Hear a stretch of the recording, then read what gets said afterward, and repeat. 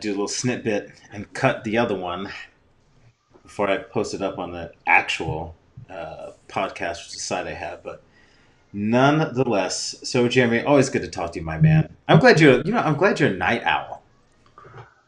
Yeah, I try to be for sure. Night owls just seem to get more done.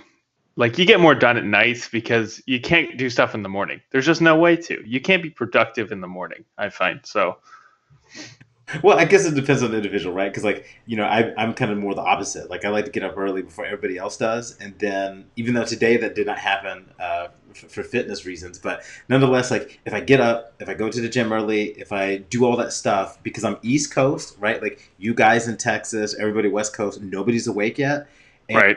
on top of that, then I feel accomplished. So by let's say 8 o'clock my time, if I've gotten all this stuff done, like I feel like I did things for me that day, right? And I'm not exhausted. For But sure. No, if I get up early though, like you're already up for an hour.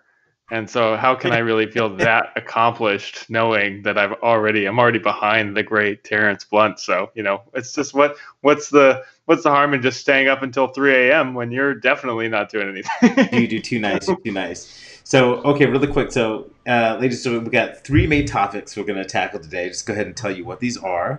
So, and by the way, Tiffany, I'm just going to read what she says. So, Tiffany's like, I agree, who is truly awake in the morning. So, I think she more No so one. coincides with Yeah. what you're saying. Hey, some people, I think just since we're on this topic just for a second, look, there are people that are definitely night owls and that works for them. And there's people who are early birds and that works for them. I just don't think that when people say, oh, one's more productive than the other. I think that's true to the individual, right? Just like a Definitely. diet. Like some people Yeah. can eat fat 100%. food all the day, like my boy Jordan Van Dyke, and never gain a pound. You know what I'm talking about. And then, if I stare at That's it, true, like, man. that bod goes into full effect. So it just doesn't look Yeah. good for me. But nonetheless, so here's the three topics tonight for an hour here. So we have BMW, right? The CEO is out amidst resisting change. So we'll just talk about a little change in the auto industry for those who are interested in that. A little bit of a tech spin there. Second, you're going to lead us through Trump's 4th of July. Oh, dear. Oh, I'm so curious how that's going to go. We'll see the I've firestorm that heard, we'll get man. today.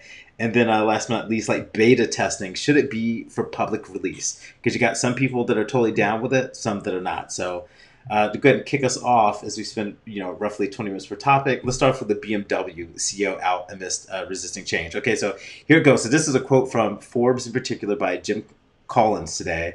And first, let me give you the first paragraph here. So BMW's business model is built on the pristine of its like luxury brand coupled with the expertise in manufacturing. But Musk, with Tesla, for those of you that are fan, abilities to raise 23 billion in 7 years for Tesla has allowed his company to eat into the luxury sedan market without the pesky requirement for profitability, and that's a change for the worse for the industry. And so, like BMW, I don't. Does anybody? I don't know if there's anybody. We only have two people on right now, but BMW. Like, look, I like BMW, but I don't see myself buying a BMW. I mean, I don't know how I feel about that, right? Like, okay, so let me take this step back. I feel that as somebody who is a tech enthusiast, and I know somebody's going to come at me right now, that I look and when I hear like the luxury markets, like the Mercedes, the BMWs, the Audis, like they do well for themselves. But honestly, I think like a Tesla is something I'd much rather have. I feel like you get all the power, and it's much more responsible, towards the environment. So here's what Tesla did that I'm so impressed by. And it really like the one thing about car advertising that I can't stand is the advertising itself.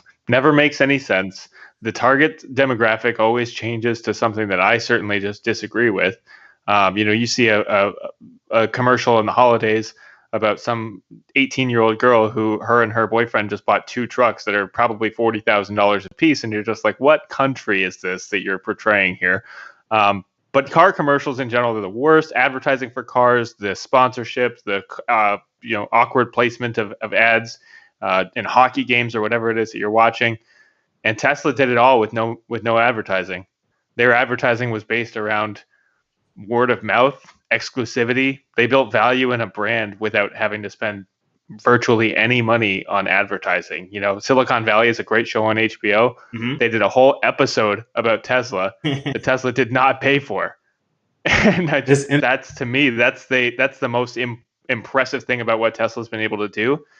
They turned like you said, profitability. They turned the model on its head, and I think that's something that people could take note of, and that's building a brand from people, from the opinion of consumers, right? Because that's the other thing Tesla does is they seem to be very in depth with what consumers are looking for, and they're ever adapting to the marketplace that's allowing people to spend $35,000 on a luxury car, with the series from last year. So Tesla is a hugely impressive manufacturing and marketing. BMW is just BMW. It's always going to be BMW, right? And maybe with a new CEO, maybe that's the idea here.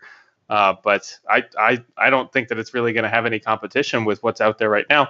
There's a whole other conversation that you could have about where is car sales going in the future, because let's be real, car sales are starting to become less and less prevalent because cars are starting to become less and less prevalent in major urban cities and major metropolitan areas. You've got a lot of other options that you don't need a car for. no, Me exactly. living in Texas, it's not an Look option, at but look at like the rental industry, right? And then here we go. So Tiffany just said BMW sounds like BlackBerry mindset, right? Which is so funny, right? Like you that's have very good. Wow. that is very Goosebumps good because right you have there. like I don't want to say like the old dogs, but at the same time, right? Like you have the veterans, right? The veterans Yeah. have been at it for quite some time, and just like the article was talking about, like is resisting the change. I mean, it's true, right? I mean, again, even as like an auto enthusiast, like I love my Mitsubishi Evo. I can't imagine having a different performance car, but if I'm also being honest, like the next one I get, like I don't want a gasoline type of car. Like when I look at the range that Teslas are getting these days, which is really incredible. And I mean, okay, look at it this way: if you have a performance car that you just can't help but to drive like a bat out of hell anyway.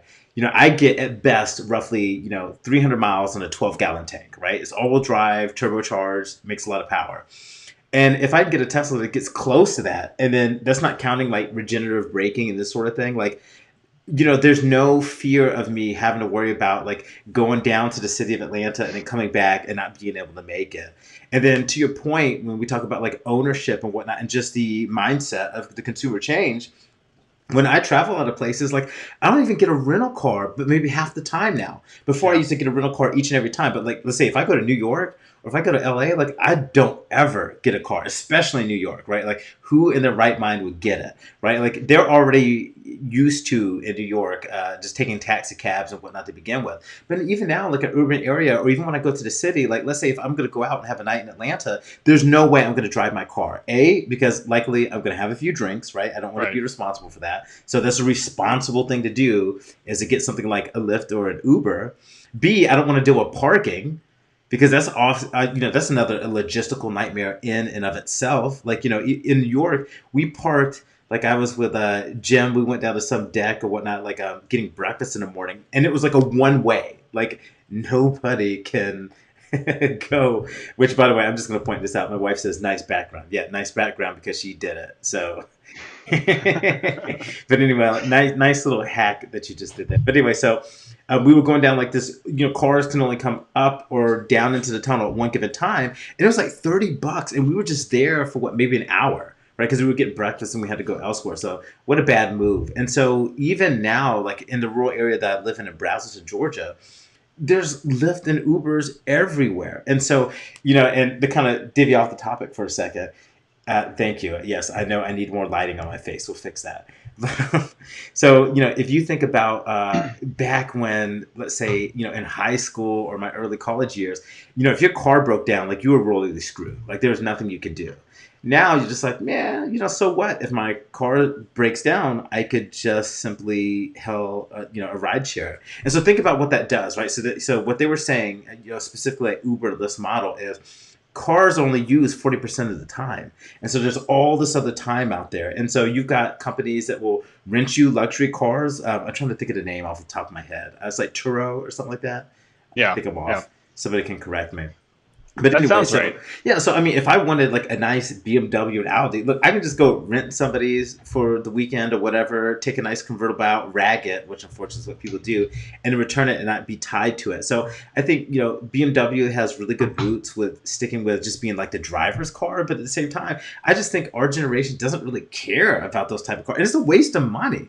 Like I don't look. my Evo is already mad expensive, and the only reason why I don't regret it is because like it's my Ferrari. But honestly, like, was it a good buy? Absolutely not. It was a terrible buy. If anything, like, I couldn't even see spending more than $20,000 on a car. Like, get it, point A to point B, get it for this purpose. And I would argue, and I'm curious to see like other people's thoughts here. I think having things like Android Auto and Apple CarPlay and a better like infotainment system is more desirable than an actual, like, I consider that luxury in the car, if that makes any sense. Yeah, for sure. And, I think tech enthusiasts like you and I probably agree on that more than some others. When we do a rental car and my wife goes to pick out the car, I know that there's not going to be any real bells and whistles on it. It's not going to be any latest model. If I'm doing it, we're going to spend a little bit more time and effort into looking into that. But the other point that I think, what my loosely my background is also in loans and banking. And one of the things that we've noticed trending in that direction recently is the amount of straight up personal auto loans are down big time. And it's in favor of leasing options, because leasing options within that factor of how much are you using your car, how much mileage is it actually getting, how much are you actually spending on it. People seem to think that leasing is sort of a better option in a lot of cases. And also leasing has been upgraded as far as what kind of options there are. We were talking to Joe, and he was giving us the lowdown on how he does his system set up. And I mean, that sounds like a great system for a lot of people. If you're driving 3 hours a day, you're probably not going to be looking at that as an option, but the average consumer probably doesn't. And it's, if we think back to 15 years ago, using the BlackBerry model, with RIM as the subject here. 15 years ago, BlackBerry was very defined as the future of cell phones. It was very defined as the productivity model, there's an entertainment aspect to it. She's trying to get you some lighting. Yo, she straight up fixed that. She's man. That's her. Like, she's like, "You're so dark right now. I'm gonna fix it with this bright LED." Okay, you can actually. Somebody did ask me if you were my cousin the other day, so maybe we do need to get you some better lighting. Well, so hey, look, what's up, Amber? Yeah. So the point I was making, 15 years ago, Research in Motion did a very great job of predicting the future 15 years ago, and we see how wrong they were today. And the reason is because somebody else stepped in and they said, no, this is what the future of cell phone usage actually looks like, turned it on its head, said it's less about productivity and enterprise email accounts and security and more about being able to watch videos and take pictures. And that was the future, right? And that was Steve Jobs. Somebody is going, maybe that's what Tesla is. Maybe Tesla is that vision. And maybe Tesla is the start of that vision, where we're starting to see, you have to remind me sometimes that Tesla's big draw for a lot of people is the fact that it's an electric car, because there's so much other value that comes with it, just in the experience of buying one. So perhaps there is a new model that's emerging, and 15 years from now, we'll look back on it and say, holy cow, BMW was so wrong, Ford was so wrong, General Motors was so wrong. This is what the futures of cars were. Tesla was on point. Somebody else was on point, took over. Maybe Turo is your point, the point you made. Maybe that kind of company is the way to go as well. Maybe leasing is something that takes over. But I just don't see 15 years from now that we're going to look back and we're going to see the same thing that we've seen for the last several decades. Because I number one, the economy won't allow for the average consumer to spend $40,000 on a new vehicle every 5 years. Hell no. And at this point, that's kind of what marketing is trying to get them to do with automobiles. The average consumer probably won't be able to do that for themselves, much less for their kids, their spouses. Just when you think about the cost factor, something has to give. And we're not going to get too far into the government aspect of that, but they're not really helping with the situation here. And if we see any changes in the political party that's represented in the administration, less money is going to be able to go to that, because there's going to be more money going to things like paying for college tuition or for college reimbursement and taxes for healthcare. So it's really not even going to be an option to do anything separate. And maybe we're just kind of shooting at a wall here and trying to predict what's going to happen without even knowing what that is, watching Research in Motion kind of fall off the way that they did. Yeah, well, I mean, it's like, okay, so you hit a good point. Like, let's say like GM, right? Like they had, what was those? Like those EV1s, if anybody remembers those. Like Tom Hanks was talking about how you got like a massive speeding ticket on it because it just accelerated so quickly. And they did that back in the mid-90s. So for like people to say, oh, like we can't get it done, X, Y, and Z, it's like, Yeah, we tackled this almost 25 years ago. Think about that, 25 years ago. And those things were doing pretty much what a Nissan Leaf does today is Yeah. what GM was doing back in the mid 90s. So, of course, it can be done. But let's be honest, it's all about that money, and that's an issue. And so here, just to read one more quote from it. So they say some are seizing, like this guy's departure, when as evidence of BMW's failure to emulate Tesla's sales volumes in battery electric vehicles. But really, the problem is that BMW's margins have trended toward Tesla's, albeit still the positive realm, which is like there's a lot of these auto manufacturers, they're just not making a lot of money.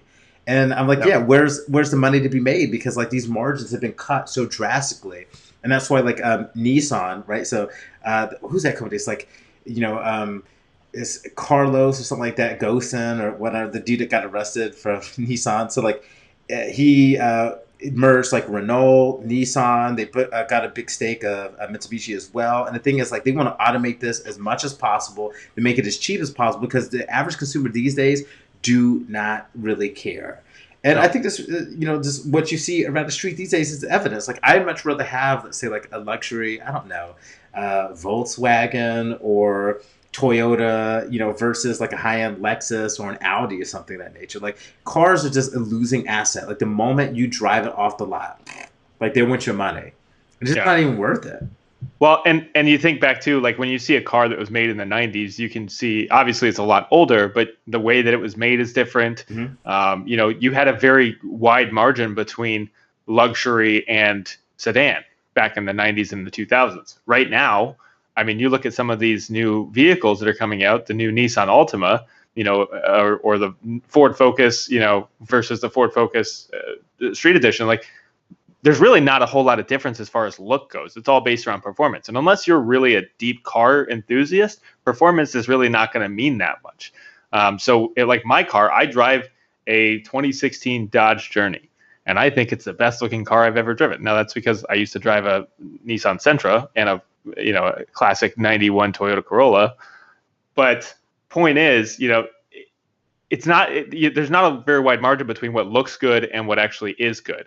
So to your point, I'm not going to spend money on a Nissan Murano versus a Dodge Journey. There's just no reason to, right? I just don't see the value in it. And it's also going to be a price tag that I will see the difference in value because when I'm spending $40,000 on the Murano versus 25 for the Journey, this doesn't make any sense. Now, there's somebody out there, I'm sure. By the way, Amber, you have me laughing with that. Yes, Jeremy. Um, I'm sure there's somebody out there who like would disagree and would like to have like a electric car. And it's like I guess the only benefit I can think of, like, as many rental cars I've had, like I've had so many, like, to me, like really nice, comfortable Nissans that have leather interior, really nice design and whatnot, and they have the same engine and whatnot. I just like I guess I don't see it, and You maybe know, it's what's that? I'll give you a good example Okay, too. let's hear. When I was in Jacksonville the last year or so, after I got my vehicle, I drove for Uber personally. Just Mm-hmm. they had me in St. Augustine. Figured I was out there anyways. Good way to meet people. And when I picked up a passenger, probably 85% of the time, they would make a comment and say, "Oh, this is like an Uber XL or an Uber Black. Like this is a good luxury vehicle." It's not. It's just an SUV with leather interior. But people don't see luxury the same way they did back then. Like if you see a car with a black leather interior Mm-hmm. that has that new car nice smell to it and that cold AC, like that's luxury to people. We have kind of gone away from the need to define luxury as a specific curvature of design or a specific look or feel. I got that. If that's an example of market research, I got that way more than I did not get that comment. It's like when I get into like a rental car, right? Like I look for it has to have one or two things. You better give me Android Auto or Apple CarPlay. Like that's it. Like I literally Yeah. will go in with a USB Type C and Lightning cable and plug it up. One of those damn things better plug up and work. Otherwise, I'm moving on. Like, and to me, I'd rather have that, right? Just because from a Yeah. safety standpoint, and whatnot. Like I just love. To me, that's the luxury part. Like if it has, Adam always makes me. I think it is Adam Coon. He's like, turns if all I look for is if it has leather interior, no matter the brand, is probably a good go. And it's That's been impeccable, Adam Kuhn, by the way. it's been Yeah. yeah, no, good shout out to it. It's been true for the most part. Plug it up, I go. So I know we're 20 minutes into it, so it's time to switch to the other topic that you'll walk us through. So Jeremy, oh my gosh. Okay, this one's gonna get controversial. I know a lot of people are gonna. It shouldn't be. You know what? You know what, Terrence? It should not be controversial. This should be. It doesn't matter where you stand. It doesn't matter what side. Like I'm a Canadian citizen, born in Canada. I spent most of my time schooling in the United States, Mhm. and one of the things that I spent in schooling in the United States, I was so passionate about is the history of why this Okay. country is separate from Great Britain, separate from everything. Why the United States of America is the United States of America. Mhm. And so I have a very deep understanding of that timeline. I have a very deep understanding of the transition between the French and Indian War, or the 7 Years' War in Europe, to the Revolutionary War. I know what it means to when you talk about the intolerable acts and what those intolerable acts were. Like this is my wheelhouse. It pained me to see, and I don't care who it is. Barack Obama could have been up there. Bill Clinton could have been up there. It doesn't matter who. The words that came out of the president of the United States' mouth yesterday regarding the history of this nation on the 4th of Okay. July was the most disrespectful thing I have seen in regards to any display of patriotism. So And the wait. most upsetting thing about this is how many people didn't care. You That's the know, part that really makes me sad. it's like we know what we're getting at this point, but wait, you got to give us some context here, right? Okay, So, all right, all right. so give me I a mean, I quote. figured Like people I would have don't. seen it by now. Well, chances are maybe not, right? Like it happened yesterday. Okay. People celebrate. Like I know I celebrated way into the evening with my awesome neighbors, and I woke up a little bit later today. I had to get straight to work. So wait. So for context, give us a quote Okay. of what was said, so we know what we're working with here. I'm giving you the direct quote. Oh And this God. is not doctored. This is not made up. This is not anything. This is as accurate as I can produce it for you.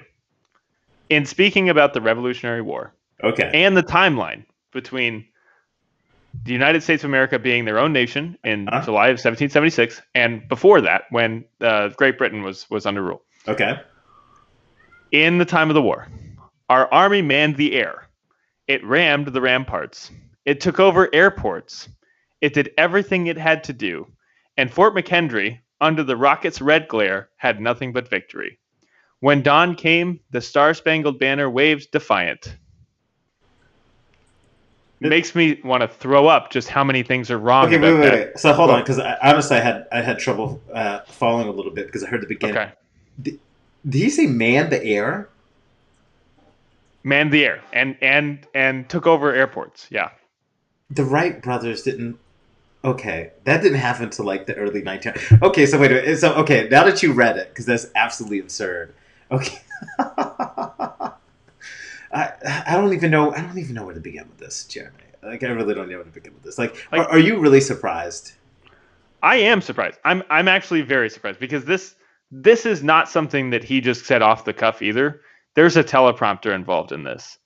So the big takeaway for me is that whoever's working in his administration, speechwriters, whatever, God. are so aware of the fact that his base does not care about anything that he says and will agree with whatever he says, that they will just throw all caution to the wind, get drunk the night before, put together a speech. This is what I have to assume happened here.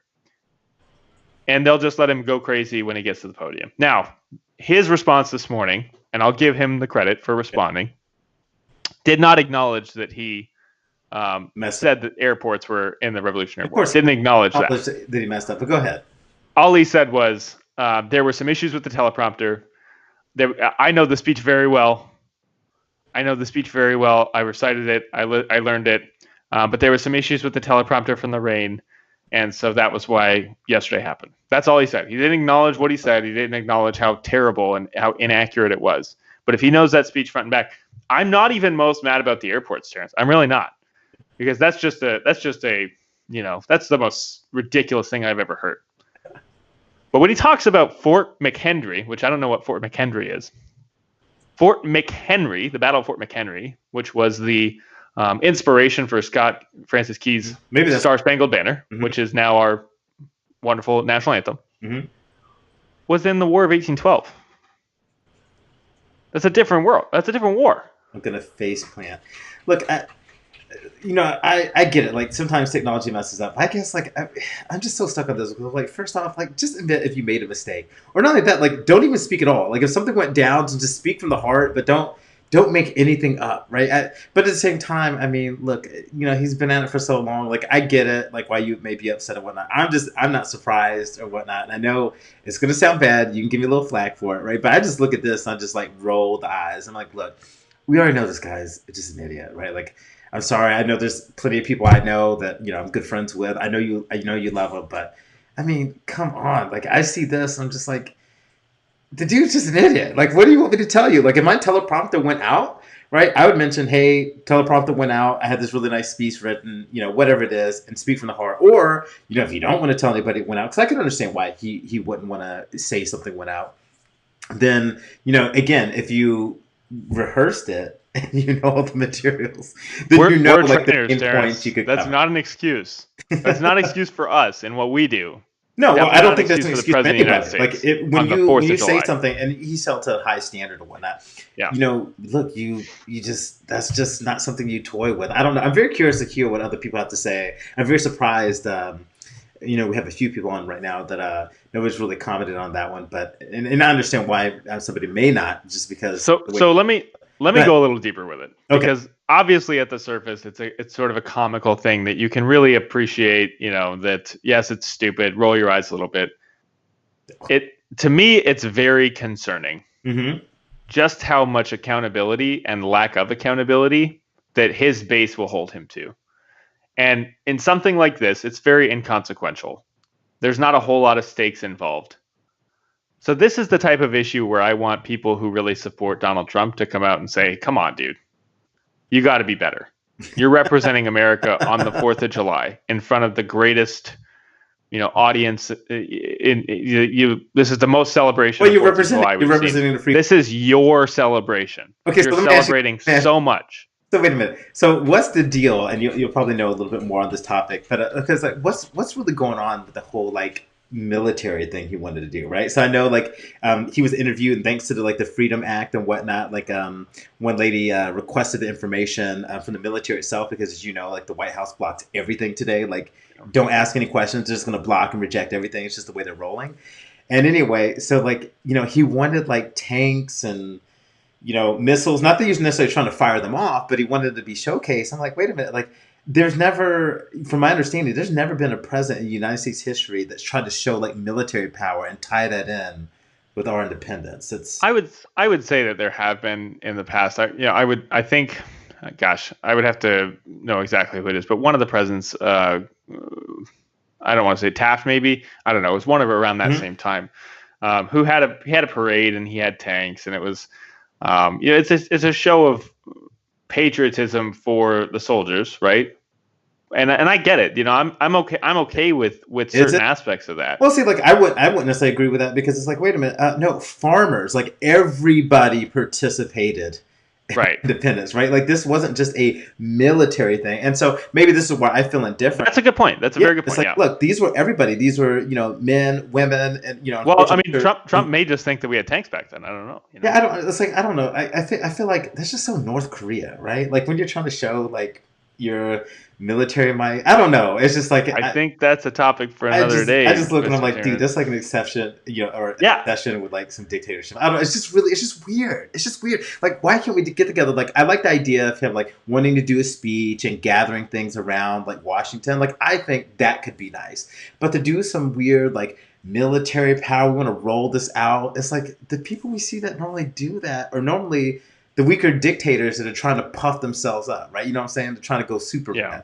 And I don't know. I just look at that. I think it's tacky is the best word I could put for it. I mean, a lot of the adjectives that you just used describe the president pretty well. And I don't.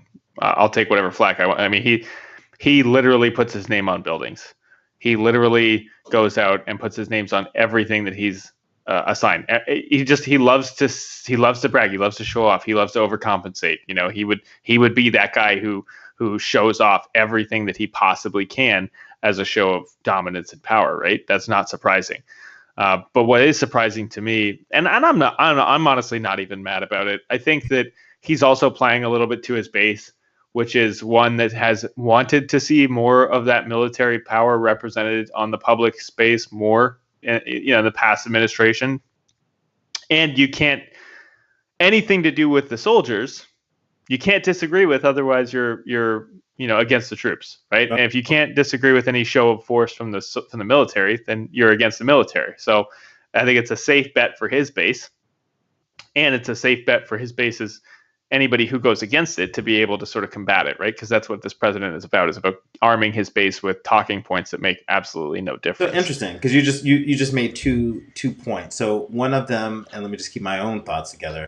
One of them specifically is like, this shouldn't be for anybody's base. This is about the United States in general, right? Like, this is a bipartisan thing. Like, we are celebrating the fact that we live such a great life, thanks to our predecessors, our ancestors, right? And for people that, let's say, maybe didn't have ancestors here in the United States, but maybe they become citizens or whatnot, like, good for them. And I think that's good for all of us that we have that. But at the same time, right, like to try to make it, I don't know, some sort of thing to bolster up your own, I just think is a little ridiculous. And then secondary, something else I find to be very interesting is, when I think about just doing this in general, it's, as I lose my train of thought over here, like, I just find that there's just so much wrong with this picture. I just wish, why can't we just celebrate, have a good time, and it just not be so political all the time? I feel like we just can't even escape it. Everything this president does is for political gain. Yeah, and I mean, and that's what it is. That's the representation that he admits. He embraces that. He knows that his empowering his base for 2020 is so important for him right now, and he will sacrifice the nation's celebration for 4th of July in favor of that. Do you feel that this was done more so as a political ploy for 2020, or really it was for Independence Day, right, to celebrate? No, I don't think anything this president does is in the interest of anybody but himself primarily. Sure, other people can benefit from it, but people from his own inner circle have talked about how selfish of a person he is. We have seen demonstrations of how selfish he can be. When you look at how much money he spends of our tax-paying dollars on golf trips and the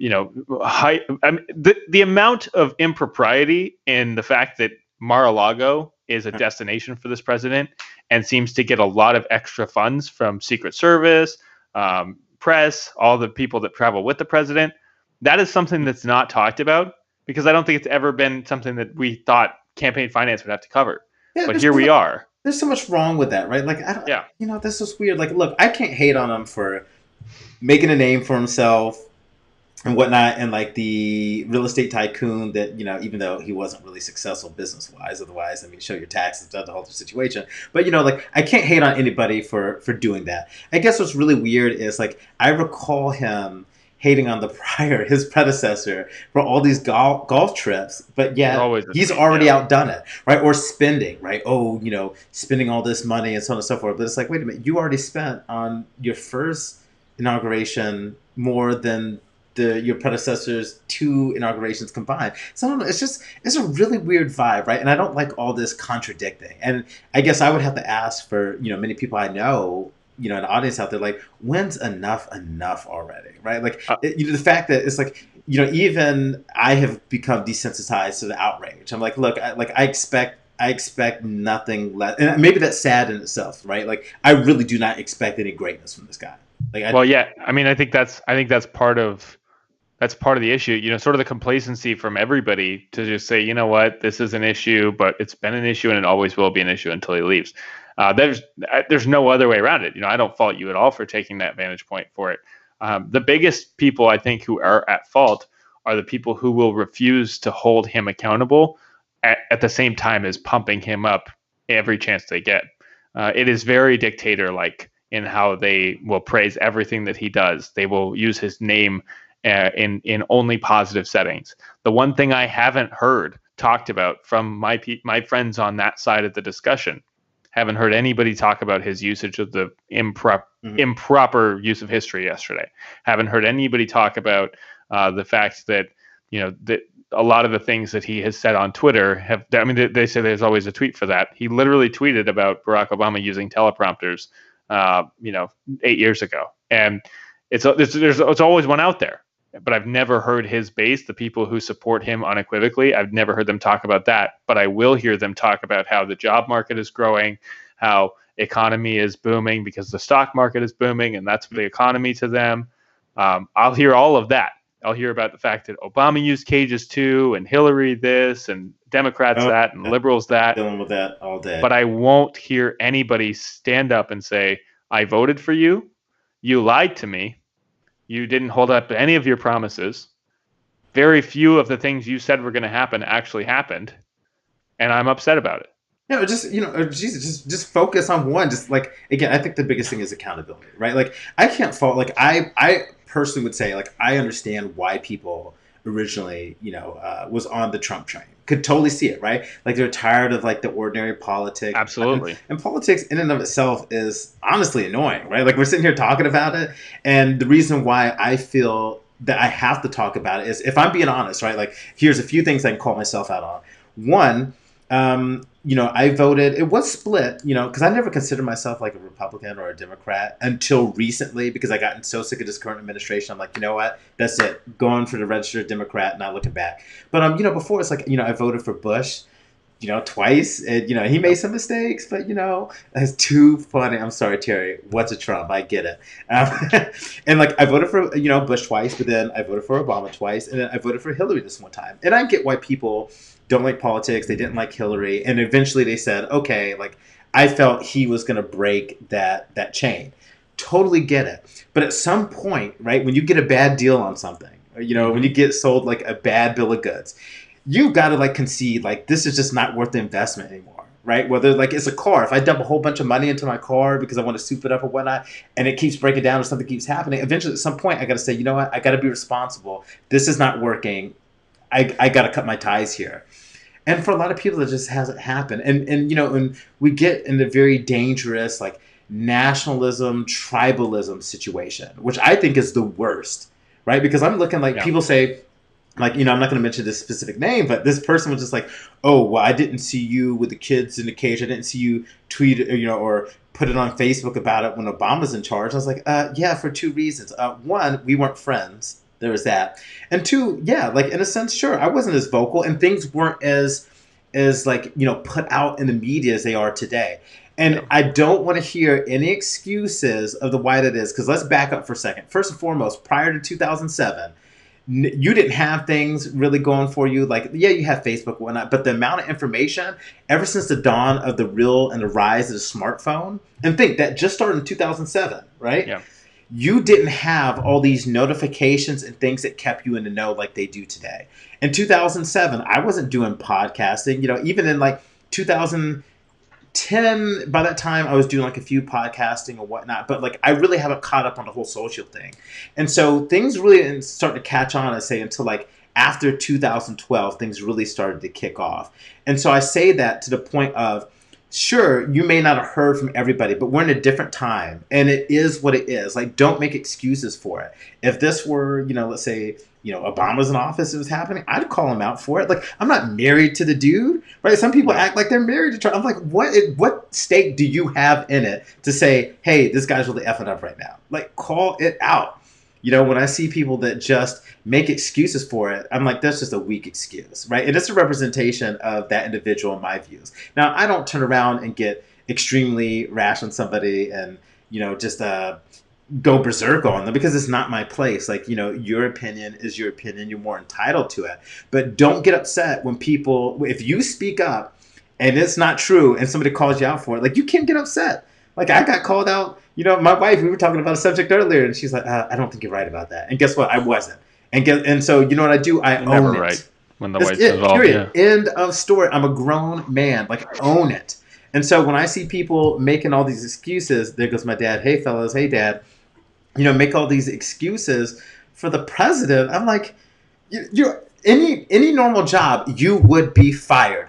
End of story. You make this thing up. You send false narratives. Like, look what happened with the judge today. Yes, Victoria, absolutely right. You know what I'm talking about. But anyways, so like, look what the judge ended up doing 4th of July, or I think it was actually July 3rd. Let me back up for a second. So like, with the consensus, right? So the administration said, okay, the Supreme Court made it very clear that they are not to collect data of like undocumented citizens point blank. Okay, cool, right? The administration was supposed to drop it. That's thunder on my end. It was like a big lightning bolt out there. But anyway, so the administration was supposed to drop it in the story. But then the president tweets otherwise. And so this federal judge got on the phone, like, both sides here, and said, hey, what's going on here? I thought this was dropped, so on and so forth. I see this tweet come out. I'm one of the few federal judges that pays attention to Twitter. I'm on here. What's going on? And I feel, well, I don't really feel bad because the administration you work for. But anyway, so this dude's like trying to say, well, hey, I don't know what's going on. I thought we were clear on that. I'll seek clarity. And the judge's like, no. By Friday at 2 p.m., it needs to be very clear of how you're proceeding forward with it. And it's like, okay, wait a minute. Like, so this is where we get to like a constitutional issue here. When the Supreme Court judge says this is a no-go, and yet this president still ignores it and tweets what he wants to tweet. I'm like, yo, people, like, when is enough already? Like, don't tell me this guy respects rule of law, but he pretty much says, yeah, I don't care what a federal judge says. I'm going to do this anyway. Like, where does that put us? Yeah. He could literally shoot somebody in the middle of Fifth Avenue. He said that. And he would never lose a single voter. And so everybody, I want you to look at my face right now. The dude just said, or he didn't just say it today. That's not true. Back it up. When he was campaigning, he said, I could literally go on Fifth Avenue, shoot somebody, and not lose voters. What does that say? And by the way, I'm going to be very clear. That was the moment he absolutely lost me.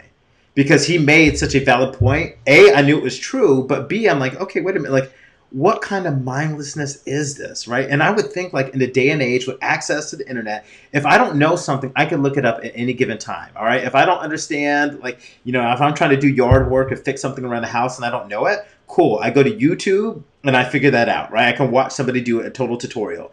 And yet, and I've done a test with this myself, like there was like a viral a post on Facebook years ago where it had like this very misleading title. But you had to read it. And when you read it, it was like, yeah, nothing I'm saying in here is true, but I want to prove to you that people don't even read the article. They just see the title and they comment off of it. And people fell for it time and time again. And people just say, clearly you didn't read the article. And I see it time and time again. Or somebody verbally tells you something. Look, I have a lot of trustees, right? I trust my parents' wisdom. I trust my wife, trust a lot of given people, but I still do my own research. Like, I hear you. I certainly take what a lot of people say to heart, but I have to go and read things for myself and use critical thinking. And it's like, has the United States lost its mind and stopped doing critical thinking? I think that's where we're at. Well, I think we know the answer to that because we know how Russia was involved with the 2016 election. Mm-hmm. We know how they infiltrated the American voters. And they did it through headlines. They did it through memes. They did it through viral messaging, and it worked. It worked like a charm. I can't tell you how many times I got Russian botted on Twitter or Facebook.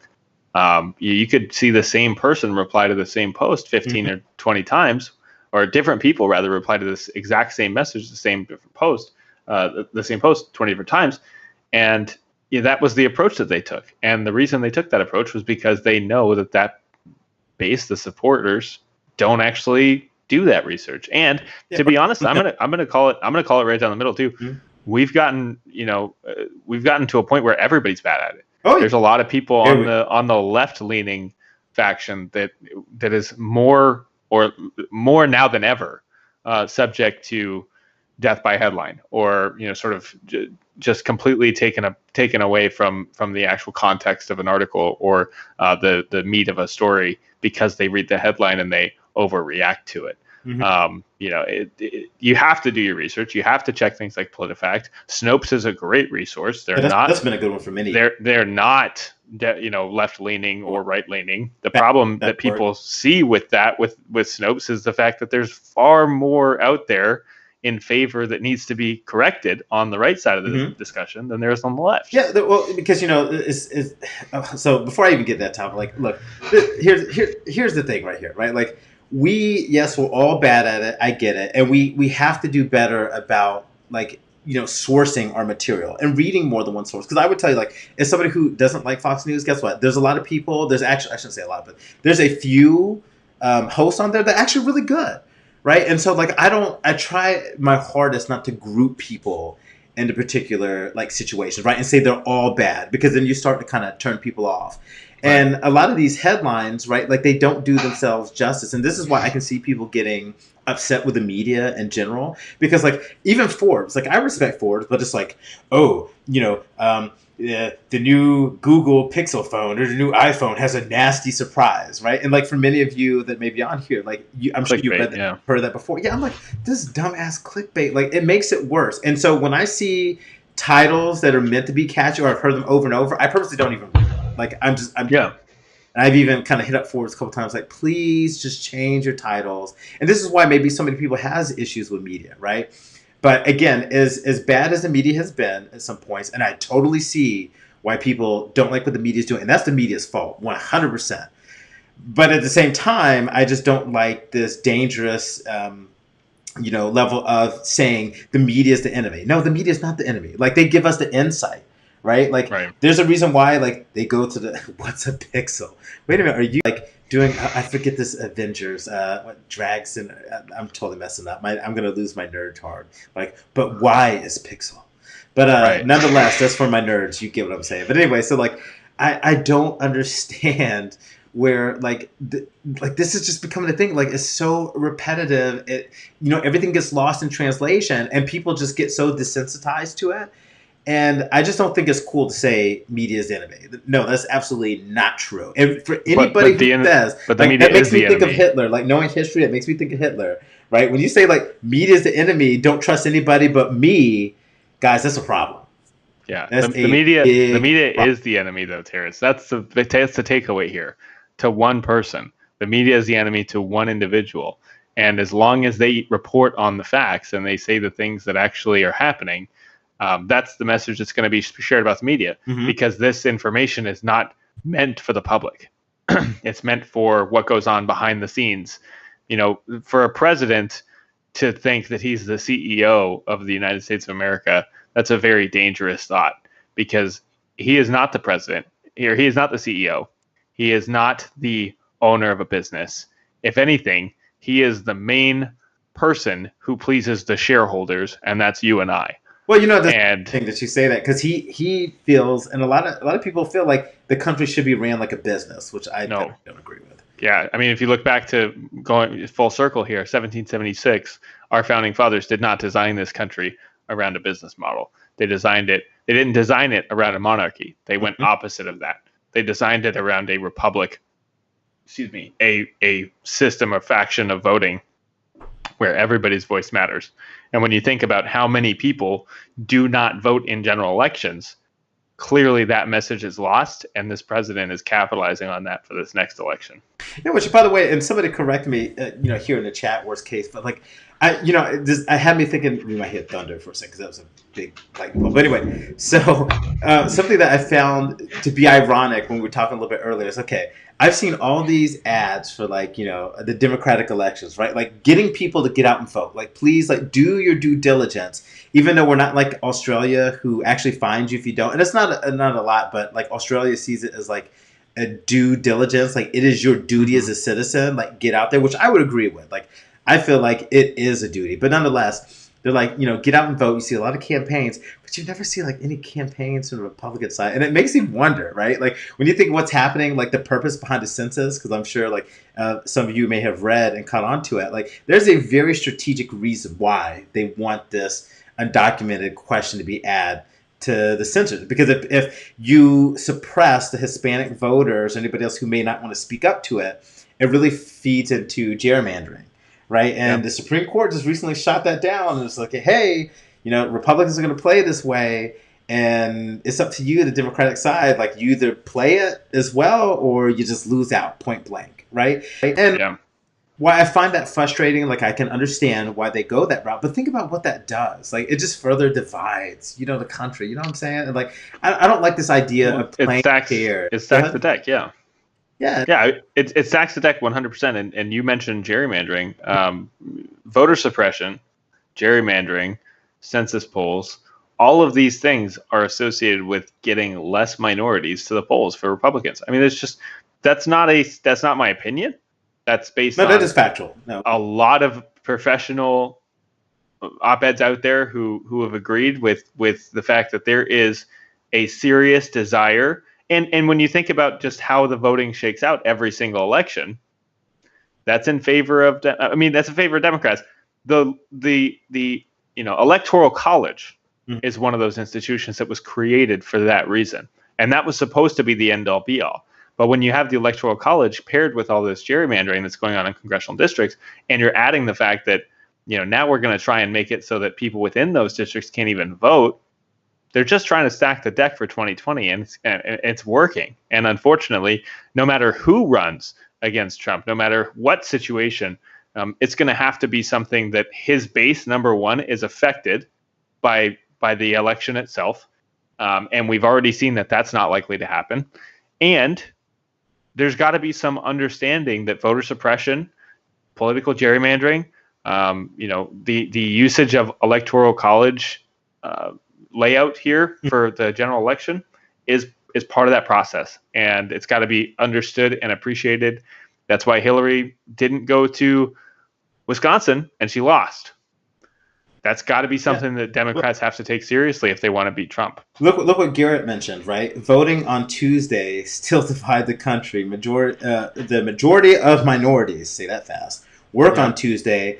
Lower level jobs don't pay these people to go vote. And that is an issue. Let's be absolutely honest. That's definitely an issue, right? Like, why does it just have to be for these days? And now some people will use the excuse, oh, well, they have voting early and this type of thing and whatnot. And I understand that. I hear you on that. To me, that's still not good enough. If we're truly a patriotic nation that we say that we are, because look, I'm going to call it as it is. For people who definitely don't want the minorities to vote, they sure do scream patriotism. Then that should be a day off, point blank. Everybody should be given a day off. Work it in there somehow, some way, so where people have access to that. And I think, who was it? I think it was a combination of Lyft and Uber. They were actually lifting and Ubering people to the midterms, if I'm not mistaken. We'll have to, to verify that, because I think it was during the midterms. But I'd like to see stuff like that as well. So people who can't afford transportation, or maybe they're just down on their luck with a car or whatnot, making sure people can get out to the polls. Because look, I think it was very clear with the midterms how that turnout is, of how people are tired of it. And I'm going to call myself out on here for a second. This is the first time I ever voted midterms. I've been a very bad, stupid. You're not alone. I've been one of those where I'm okay, cool. I vote during the major presidential campaigns. I never turn out for anything else, right? I never have. And, I would love for the same people that try to call me out with the whole kids with the border issue say, well, Terrence, I didn't see you vote for the last time. Yeah, because I wasn't paying attention. I thought we were in good standing, and clearly I was wrong. Let me repeat myself. I was wrong. And so now I seem very hell-bent on saying, you know what? Never, ever again will I rest on my laurels and assume, right? Just the fact that even Trump won. I know many individuals, right? And I was one that said, oh, this dude, come on, this dude can't win. And I know many individuals that are yeah, I mean, look, this is a slam dunk. I'm not going to waste my time voting. There's no way that idiot can win. And look what happened. He did. Yeah. And so, and to our own detriment, and I have to say, this could be a positive thing about him being in office, right? Is maybe this is what, for our generation, that says, you know what, maybe we do need to pay attention to these things. Because honestly, I think a lot of us weren't. We just thought, hey, whatever, they're going to do their thing and so on and so forth. But when I see the amount of activism from the youth and people that are out there to try to make a difference and being vocal, I have to say there's a little bit of beauty to that. And, I don't... Absolutely. I want to be very careful of how I frame it up of, to what it's worth. But at the same time, I look at it and say that's the one positive thing I can pull out is, hey, we're going to pay more attention to it. We're going to be much more active than we were before. I know it's gotten me off my seat. And B, hey, kids, anything is possible. Because we have a celebrity of The Apprentice that is the President of the United States. So anything's possible. So you have that. And you're 100% right. I think that you can definitely see some silver lining in this administration there. Mm-hmm. My fear is that we don't demonstrate that we've learned anything. And one of the things that does scare me a little bit about 2020 is a guy by the name of Andrew Yang. Mhm. Not because I have any disdain or dislike for the guy. I think he's got some very interesting ideas. But the faction of the Yang Gang, as they're called, who will go to bat for everything that he says, $1,000 for every American person once every month. Yeah, that's his big model. That's his border wall. That's his empty promise that he will go to the polls and he will get votes based on that one thing. He's not qualified to be the president of the United States. I think we But who can we is? can all see that there is a certain amount of requirement to lead the country, and we have a celebrity who made empty promises in office now, and the Democrats who are discounting people like Bernie Sanders, who have been in politics for his entire career, his entire life as an adult, somebody like Joe Biden, who, say what you will about some of the things that he says, he's somebody with a lot of experience. He has presidential experience as a vice president for 8 years. They are discounting at face value, no discussion. They're saying Andrew Yang is the best person to run the country, the best person to run against Trump, because he's going to give us $1,000, because he challenges establishment politics, because he's not a member of the Democratic Party, because that's why Trump won. That's why we're in the mess we're in. Not because Trump ran as a Republican, but because we gave up on any real knowledge about what the country Mhm. absolutely needed. And we missed out on So probably 4 years So plus. let me break it down, right? So, I got you. I know, just again, so people in the chat room, feel free to speak up. But I'm very curious, like, how did you feel about the two like Democratic debates, right? Because I looked at it and there was a few that I liked, and there was stuff I'm like, what is going on here, right? Like, look, there's some nice people. I'm sure they meant well, but there were some disasters on stage. I was like, what? And Marianne we're Williamson comes to mind.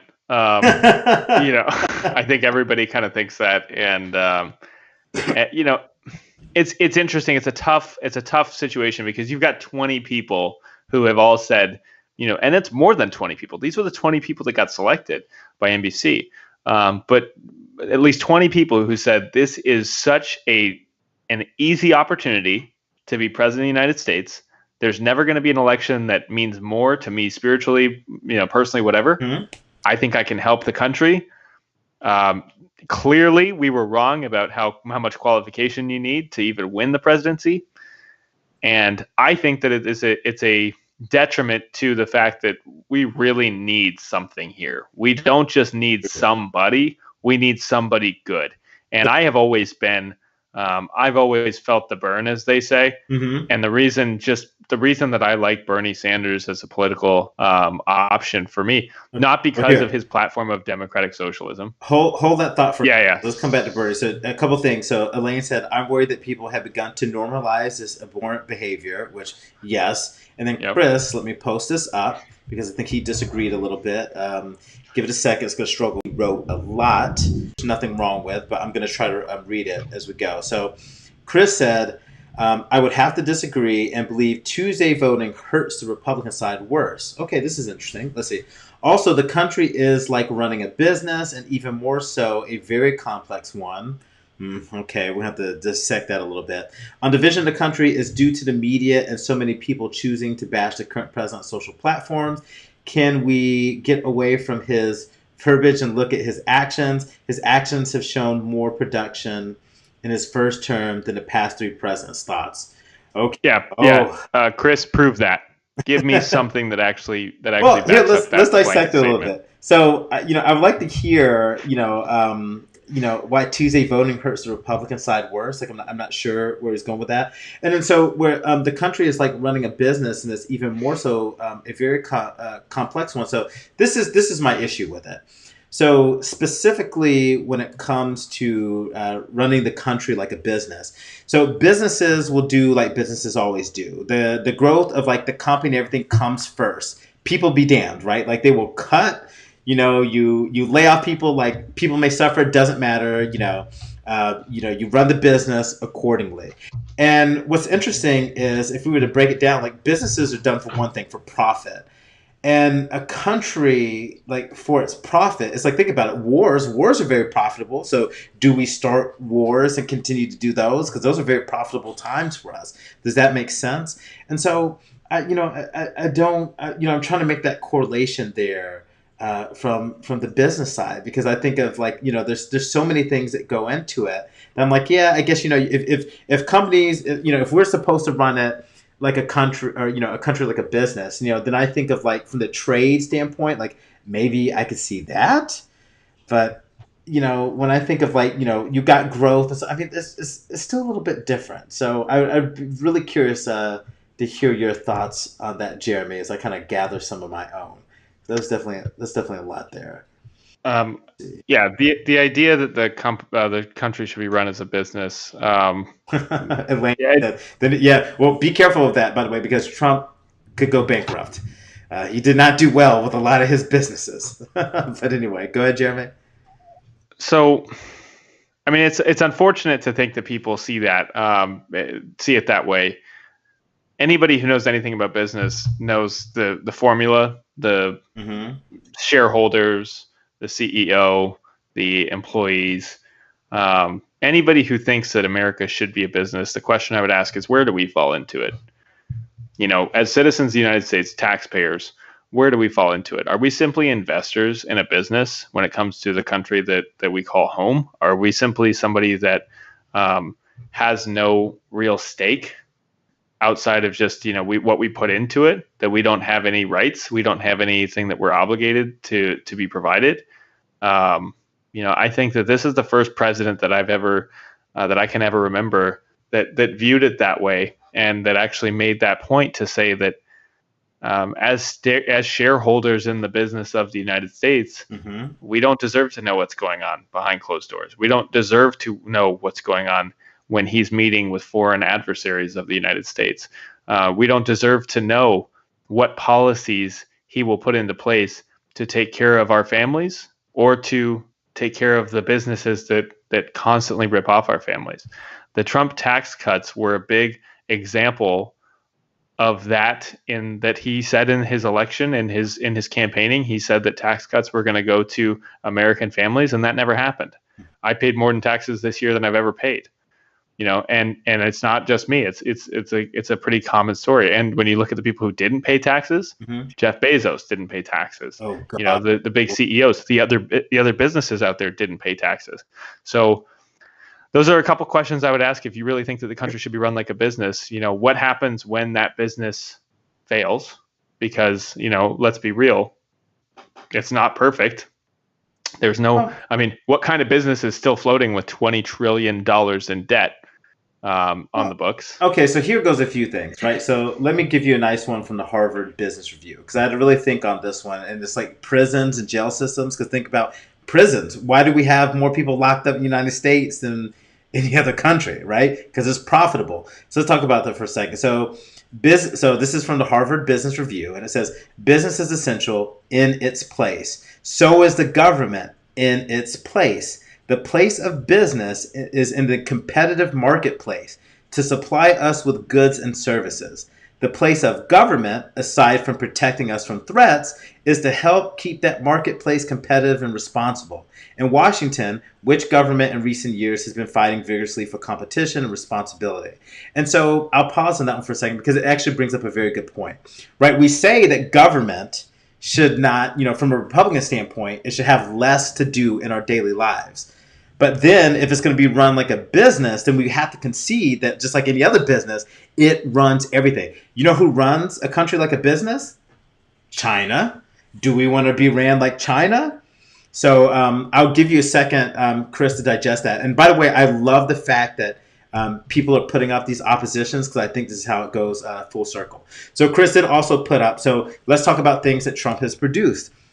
So it says economy, unemployment percentage, big time on minorities, stepping foot in North Korean soil. He's establishing relationships with countries that haven't been very fond of the U.S. to use safety reasons. Okay, let me tackle this one. Okay, the economy. So this is interesting because my father-in-law mentioned this a little bit earlier. So the economy, by the way, did very poorly during Obama's first 2 years, right? So we know he got handed a very bad economy. This is true, and it maxed out. It got up to 10%. It was terrible, the unemployment rate. But when he left office, it got down to either 4.6 or 4.8. That is really good. Now, let me be clear, to Trump's credit, right? Like, he hasn't crashed the thing yet, but when you're handed a very, golden spoon, well, I hope you can keep it moving. But would I say that the economy is in the best position because of him in general? Well, that's not necessarily safe to say, because it's not like he got 10% and brought it as low as it is. But again, you got to give him some credit, because it is still doing good with him in office. The U.S. economy, Terrence, just to give you an update, the U.S. economy just passed a record it with did. 121 straight months of historic growth. Which, by the way, that 120 does count the Obama era. So remember considering that Trump has been president yes, for 29 so, months. Exactly. That means so 92 months prior, we were still doing okay. So let's be clear on that. So this is a Trump and Obama hybrid. He does not get credit for it all, but he does deserve some credit. Let's say, stepping foot in North Korean soil. Okay, time out. Absolutely not, Chris. Let me tell you why that is bad. Do you think that the wisdom of the rest of the presidents, they were just way off to not do it? Let's be honest here. Trump loves North Korea. Why? Because he loves the dictatorships. I mean, he was first blasting, talking about who has the biggest nuke button. Not cool. So you want to talk about safety? Well, he certainly heated up that transition. And the main reason why we do not like him stepping on North Korean soil is because he just legitimized Kim Jong-un.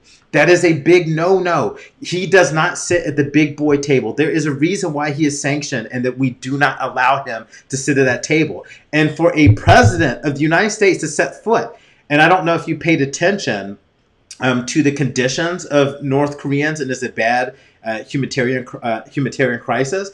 But the reason why you don't step foot on that is it legitimizes him, and it shows to his people that he is doing the right thing. So all the oppression, whatever, it sets that right. And I don't think that's a good thing. And what are they going to do? Do you really think that they're really that big of a threat? Now, South Korea feels a little bit differently about that, but no. And I think that's something that the North Koreans are very good at, is they play to this. And if you notice, he keeps getting played by North Korea because they don't follow through on their words.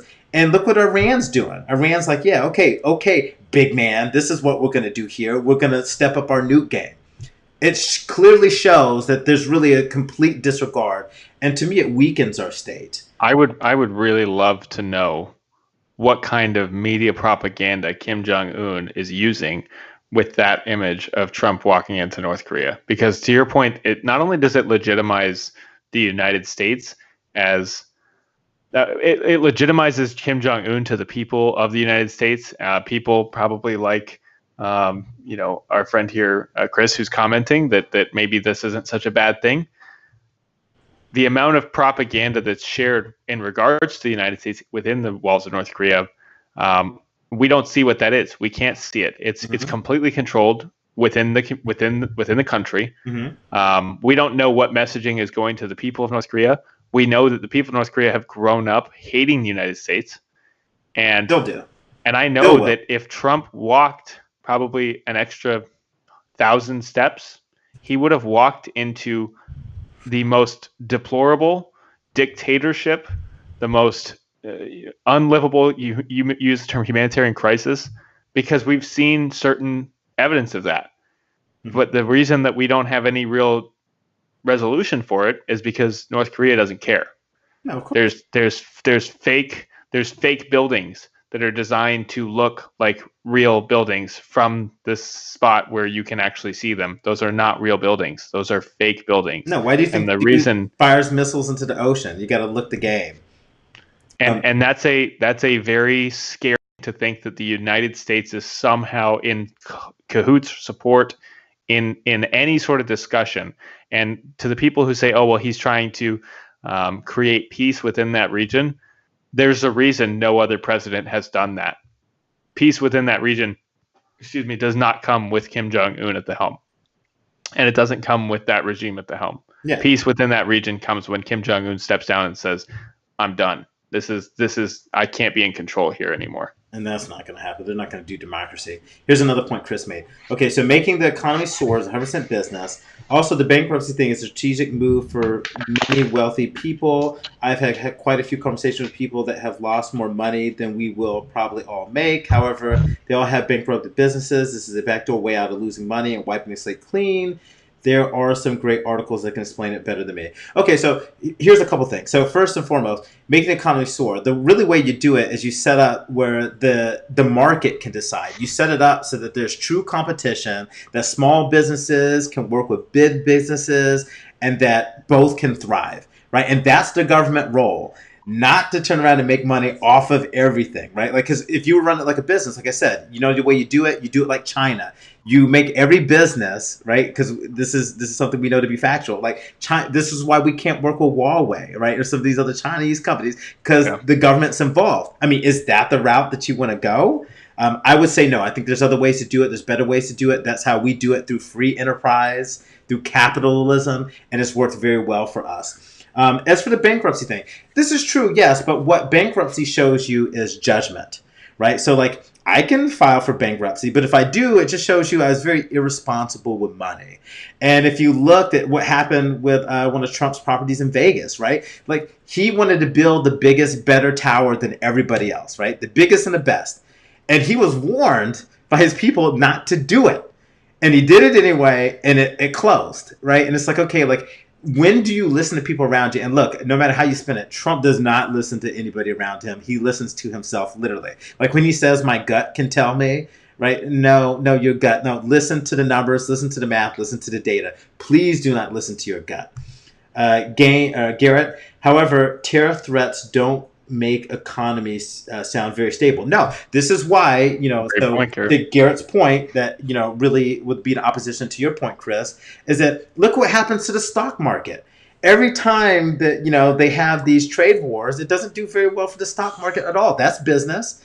And yet people are afraid to invest. We were just talking about BMW in the beginning and why it's a bad investment. So slightly different topic, but has to do with just running things like a business money and how that can affect people. I'm glad to hear you're 1% of other people benefiting. I don't think that's what he was saying, Elaine, but let's see. I'm not the 1%, Elaine, not even close yet. So maybe one. So, yeah, he's saying like friend of his. So I see what Chris's point was there. North Korea only lets us see what they want to see. Of course, of course, we do it. Think about what human beings do with like social media, right? Like I don't go on Instagram and show you when I'm having a pretty poo emoji day, right? No one goes in there and says, guys, I just made a real bad decision, or X, Y, and Z, right? Like this is super rare. Like people try to show you, hey, things are looking cool. Fake it till you make it, right? The American way. So no, people don't do that. So countries try to do the same thing. They try to show strength. They try to show that they're doing well when internally they're in crisis. And even my line of work, like you don't let people see what's going on behind the curtain when everything's on fire. And I love this, Chris. Keep your friends close and your enemies closer. This is why you build a relationship with them. I agree with that. I just think, again, you have to be very careful and very sensitive here. Because, yes, while that's true, and I have to give Trump credit for wanting to talk to North Korea, I think that's really important. But there is a very fine step. Because you have to remember this, too. The image you portray, things that you do, right? It's just like, I can't do certain things at work for conflict of interest. Even if, let's say, for instance, I have friends that work, at other competitive companies. I can't go out with dinner or do things at certain events like CES, even if I'm innocent. I can't do it because it could look like collusion. Perception is reality. Yeah, perception. Yeah. It could look like collusion. Therefore, you do not do it. That is true in the business realm, and it is definitely true in politics. Think about all the time, politics, they say, oh, you can't do this. Even though you may mean it, it will make you look a certain way. So, no, this is where I disagree with you here. I think for us to go and legitimize it, it really makes it a bad look. Let's see. 45 is not only the president to go to North Korea. They didn't do it while they were in office because they knew better. True. And some people look and Elaine, I see what you're saying there. Like I can't be people celebrate bankruptcy, but let's be honest, it's a loophole. People do it, and I understand why people do it. Like if it gets your neck from a tight place, and you work the system. A lot of people work the system, but this is my problem with that. I don't like how we always blame lower class people. Right? We always blame the poor. We say, oh, the poor, they cheat the system or they work the system. Well, guess what? If you're going to go at the poor, cool, go at the rich people too, because the rich people do it just as much, if not more. They work the system. They use the loophole. So when you get mad and you complain about people taking advantage of food stamps, okay, I see your point, but When you have a president of the United States that won't show his taxes because it may show, and again, I'm insinuating here, let me be clear, but when somebody fights this hard to do an unprecedented move, which is not show your taxes, I can't help but assume you're trying to hide something. And let me go ahead and state for the record here, his taxes, they are going to come out. It may take a long time because our government was meant to move slow, but his taxes are going to come out, and I can guarantee you it's not going to show something nice because I don't understand why you fight this hard for it. But anyway, I agree with the judgment, and this is Chris. I agree with the judgment, but that's for you and I. People with his money take many risks in other companies when it doesn't matter if they lose a little bit, but I get what you're saying. So I like the fact that people are having some understanding here. So yeah, I mean, and on the subject of bankruptcy, this is not, it's sort of like the spirit of the rule, right? Okay. Bankruptcy is not something that was discussed or was put into place so that the wealthiest people in America had an out when they failed in business, so that they wouldn't lose a lot of money. Bankruptcy was put into place so that average, everyday people who put all of their investment, who put all of their time into a business, who work their ass off to put something out there to contribute to the capitalism of the United States government, if something were to happen, if they were to fail, if they were to have some financial hardship, they wouldn't have to turn around and be reduced to nothing. They wouldn't have to exist for the rest of their lives, unable to have credit, unable to have that situation where they were paying it off consistently. That bankruptcy, the spirit of bankruptcy was put into place to help everyday people like you and I. The fact that billionaires use it as a tax or as a loophole to avoid profit loss, that means bankruptcy needs to be changed. That means that something needs to change there. We should never be celebrating that. And I think I agree with Elaine's point a little bit on that. You should never celebrate something like that, because that's not what it's made for. If you're abusing it in that way, there's an issue that needs to be a whole separate discussion. Totally understandable. And so you bring up actually two very interesting key points, right? And it's like, okay, so one of them would be, let's say, the student loan crisis, right? Like I'm very curious, because if I were a betting man, which I am, even though I don't really bet for money, but I would say that it's like when it comes to bankruptcy, like student loans, right? Like that is not eligible for that, which is very intriguing to me. When you see the amount that's racking up, like if we were going to have another recession, I look at student loan debt, like that is going to certainly be a very, very big issue in the near future. So I'm very curious to see how that turns out. And then, bankruptcy in general, like I look at it, and again, I understand, why it's here in the first place, but at the same time, filing for Chapter 7, it gets really dicey, with that. And again, I get why businesses do it. And, to Chris's point, right, the poor and the rich, they do work the system. I do see what you're saying, Jeremy, but, I'm kind of on the fence on that one, because it's like we celebrate it. And I would say, like, the last point I can leave with that is look at the tax code, right? We say all the time the tax code is too problematic, right? It's too ambiguous. And I think they work it to, it's like if we really want to solve these issues, right? Solve these issues with the rich taking advantage and the poor, you would fix a lot of the tax code. But we don't do it because it benefits the rich people. Otherwise, we change it. Don't make it so difficult. And let's be very clear. The reason that people take advantage of the systems that are in place are because there's a larger system that allows them and encourages them to do so. Mm-hmm. I kind of got down this path a little bit. We won't today on this show, but one of the things about the pool of Democratic candidates that I think is very important right now is that there is a very apparent challenging of that 1% of top earners in the United States that's happening. They're challenging them by saying, this is not your playground anymore. This is not your capitalist government that you can control how much money you pay because you're providing services to the people. This is something that has to happen. American people have to stand up as the shareholders of the business of America. They have to stand up and be able to say, this is not a good investment that I'm making because we're allowing this to continue. So as the shareholders, we are requesting that we do not make these decisions anymore. We as the board of the United States are telling you this is not okay, Jeff Bezos. You can't do this anymore. You know what? You're not going to not pay taxes anymore while I'm sitting here paying thousands of dollars every year in taxes. Well, and so first I'm going to read Elaine's point, and I'll get down. I'll see a few others here. Elaine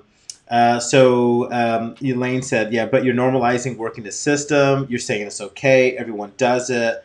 Why not the president? I'm sorry, but I expect more from my president. And I have to agree with you on that one. I think this is why, again, and the code is very clear for this. This is why President Trump, and again, mark my words, his taxes will come out. He can hold up the courts all day. It's going to take time for sure. He can fight it, and he will, because he's just stubborn like that, and he's going to do it. But it's going to come out. And if you're going to run it like a business, again, to your point, Chris, well, then guess what? Every CEO, every business has got to show its money.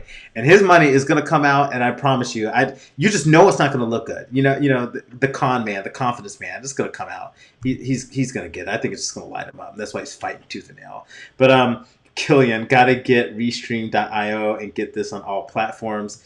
Thank you for that, Killian. We got to work you in at some point. I think we have 3 people on here at once. So maybe we do that. Chris, and I almost forgot, Terrence, you already work for the best company. Thank you. Actually, technically, Jeremy as well. So this is why, I just won't touch anything Samsung related for obvious reason, conflict of interest. So Makes sense. I won't do it. Larry here, so weird calling you that. Bankruptcy for the rich has become a business for them. Ask yourself, how many of rich people buy a failed business? They normally suck the profits out of the business and keep those profits and claim bankruptcy. The rich plan it that way. And, that's very true. And Chris also mentioned, that's very true as well. So very, very good point on that front. Jeremy, any thoughts? Because I can talk on and on forever on this one. Yeah, I mean, it's insane. If you look at, again, I think the spirit of law is something that has to be more discussed when you're creating laws, because now more than ever, the American voter is going to ask the question, why? And if you're asking me as an American voter, why I think it's okay for somebody like Jeff Bezos, somebody who's in the 1%, to not pay any taxes, and if your response to that is, oh, well, he's smart, and because he can claim bankruptcy on his failures and it doesn't affect him in the wrong way, that doesn't hold a whole lot of water with me as a voter. So if you're going to tell me that the response or the reaction to that is that they're not going to be held to the same standard, that you missed me with that. Yeah. And I think that you're going to miss a lot of people with that going forward. See, this is my issue with that, right? Because you have a very good point. And so, and by the way, Chris, the rest of you, I'm curious to hear your thoughts on here. So this is my thing. I understand the theory behind, Trump making those tax cuts for the business, right? The trickle-down economy, which I don't really think works. But again, I concede I understand the theory of it. My issue with that, though, is okay, wait a minute. You do the big tax breaks for the companies that can pay it. And that's pricking a finger. It's nothing to them. It's okay, well, why not give it to the small businesses? Give them the tax cuts. How about they pay zero, right? Since they're the one that's trying to employ people, give them benefits, everything because that really matters. He doesn't care. No, well, I think it's, again, it's a combination of him not caring, but also who's paid for his campaign, right? I love to follow the money trail, but I'm okay, if we really want to make a big difference in the economy, don't give it to Jeff Bezos and gang. They don't need it. A lot of people got upset and up in arms when New York said, no, Jeff Bezos, you're not going to get it here. And I say, you know what? Good for you, New York. If every state stopped playing this game, because the state of Georgia, we did it. We were willing to change Stonecrest. So there's a part, called Stonecrest, Georgia. Anyway, we were willing to change it to Amazon, Georgia, if they brought business here. And the problem with that, and Jeff Bezos is smart for this, he literally made the states fight to give him the best deal. And it's a race to the bottom. And if I were the states, right, I'd be no. You get... if you want to play here, you pay to play, right? Make them pay their due shares, because otherwise everyone else is having to do it. The small businesses are having to do it. So do medium-sized businesses, and you're giving it to the big breaks that don't need it. It's like giving all the medicine to the healthy when there's sick people there, right? It doesn't make any sense to me. Or Yeah. give the food to the ones who are eating plentiful and they're pretty big and plump versus, the starving one over here in the corner. Like, it just doesn't make Careful, sense. Terrence. That's some socialist talk right there. I know. Well, no, it's not necessarily that. It's like, again, if you're going to give tax cuts, right? And I know you're playing on that, but think about it, which I guess you could argue is a form of socialism, which we are quasi-social, no matter what people think. That's the whole situation. If you're going to give it to somebody, like, give it to them. This is crazy. Here, I like Vaughn's point here. Patriotic capitalism is dead. Ooh, what do you think he means by that? I mean, that's a really good take. Patriotic capitalism went with the understanding that people who start these businesses who try to fund the capitalistic society that America used to be, they don't matter anymore. Or giving to Walmart, the community. Walmart, Target, that's a good example. Best Buy. Wait, I mean, like, all of these major retailers who just put these small mom and pop businesses out of business. Yep. That was the moment we decided that patriotic capitalism didn't need to be a thing anymore. Yeah, look at Sam, right? Like Sam Walton, right? Like truly respectable entrepreneur, right? Came in, he made this big conglomerate that Walmart was, and he did it without trampling on everybody.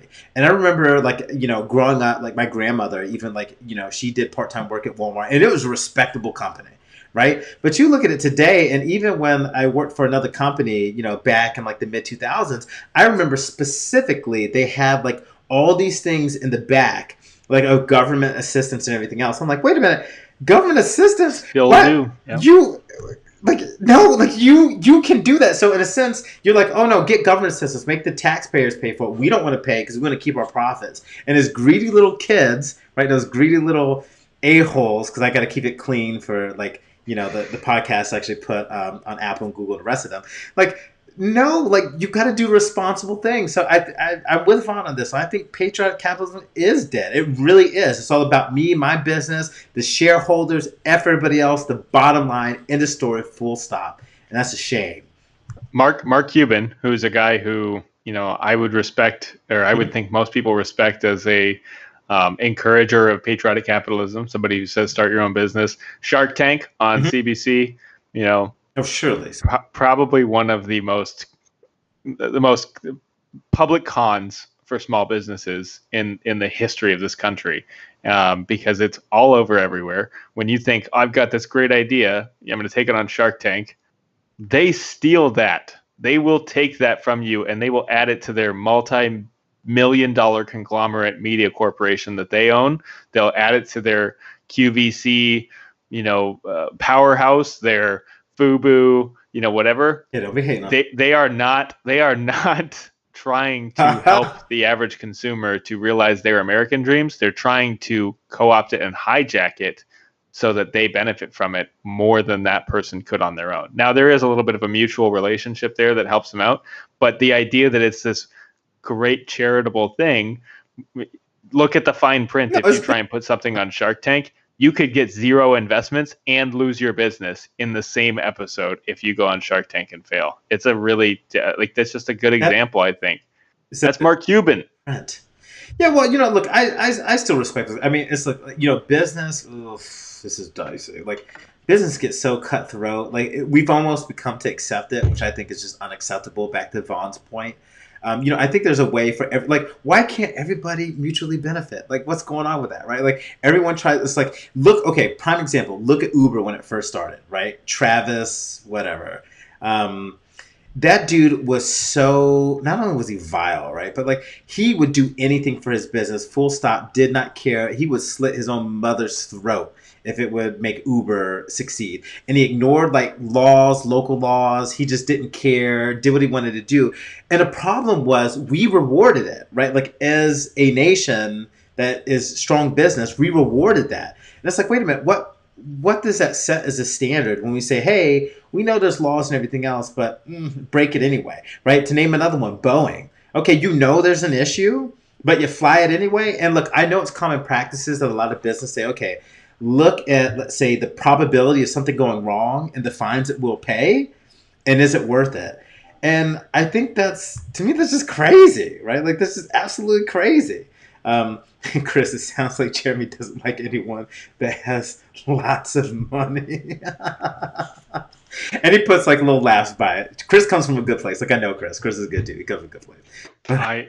I have a ton of time for billionaires as long as they're interested in helping each other out. You know, Warren Buffett. Like he's yeah. He'd even tell you, he's like, you idiots, tax us more. Another Bill good Gates, one. Who has Bill some Gates. Dark, has some dark marks on his record, but he also has a lot of really charitable, proven things. Anybody who's come out and said, I make a lot more money, so I should pay a lot more taxes, I'm cool with. The people who seem to think that they're entitled to own and game the system, where I'm sitting here trying to figure out how I'm going to repair my fence in the backyard and also pay taxes this year. I don't, you miss me with that. Yeah, and let's hit it both ways here, because there's like, this is a double-edged sword. So like prime example, I'll use like Apple is people got upset and they're like, oh, Apple has all this money overseas and everything else. Apple has flat out said, yes, you should charge us more taxes. However, if you are not going to make the company pay taxes, right? Like we're not going to pay it. Obviously for the shareholders and everything else, but like I get where that makes sense, right? And so think about what that says both ways.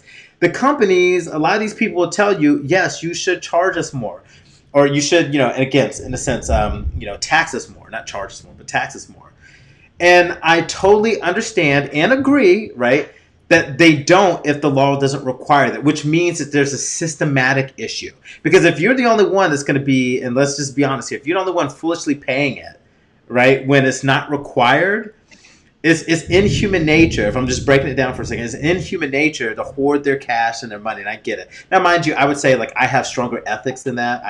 I would definitely have to give something back. But what I am saying is I understand why companies don't do it, but they're telling you flat out, you should be taxing them, not letting them not pay taxes. But you've got to look behind the scenes of why the government and people don't do it. They don't do it because it's an economic benefit to them. Like this is where the conflict of interest, and again, to go back to Trump's taxes, look, it will show his businesses, his dealings. The reason why we have it to begin with is to make sure there's no conflict of interest. There is clearly conflict of interest. When he did the Muslim ban, notice Saudi Arabia is not a good place. Oh, but he has a place in Saudi Arabia, and guess who wasn't on that list, right? So that's why I like to follow the money. Yeah, and this is definitely a topic for another show. But even as far as when you've got two political parties, and one of those political parties, well, I mean, let's be honest, both political parties spend a lot of time and money with lobbyists, but you've got one that fight tooth and nail against any selective reasoning to continue to support or be in favor straight up when they're giving the money. That's the real issue, and I think that's the real death of patriotic capitalism, the real rise of the 1% as the top earners, the fact that there's not an accountability formula in place, the fact that somebody like Trump could come into power and still reward them and not have anyone really bat an eye at it. That's why that's allowed to happen. I hold not just the president accountable, but I hold the Senate accountable. I hold House of Representatives accountable. I hold everybody in government accountable to ask that question. And unfortunately, the people we have in all offices right now, it's hard to trust many of them because they're still wondering, or we're still wondering who's in their pockets. Exactly. And, I don't want to say his name again, but Ted Cruz here in Texas, man, that's a guy that I would really, really like to know how he actually feels on something, because he doesn't ever tell us how he actually feels. He tells us how his money feels. I'm sorry, if you say anything about my wife or a family member, I don't care who you are, so help me God. You go to that level of disrespect, you are dead to me. And I just can't believe like he just been whatever. That just shows you some people everybody has a price. I will be very careful with that saying. Everybody has a price. Let's be clear on that. I'm not going to act like, at some point, like, I can't be broken or whatnot. But, geez, come on, man. You got to draw the line somewhere. And clearly, that dude has no bounds. Elaine, be safe. She says she's got to go. We just felt an aftershock from California and the pools overflowed. Yeah, you go tend to that in Arizona. So please be careful. But, yeah, super, super interesting there. But, look, we have definitely been on this topic a lot. So we got to move to the last one here because I know we're going a bit over time. But, hey, I mean, there's whatever, we could do what we like here. People can always watch it another time. We should have known better. You and I should have known better too, because we can literally talk 4 hours nonstop, even when we're not being recorded or any sort of medium. My wife asked me, how long are you going to be podcasting for today? And I said, an hour or so. She's like, okay, yeah. My wife yelled at me. She's like, you said you're going to be at the gym in 30 minutes. I'm like, I'm trying to get my dad bod in shape here.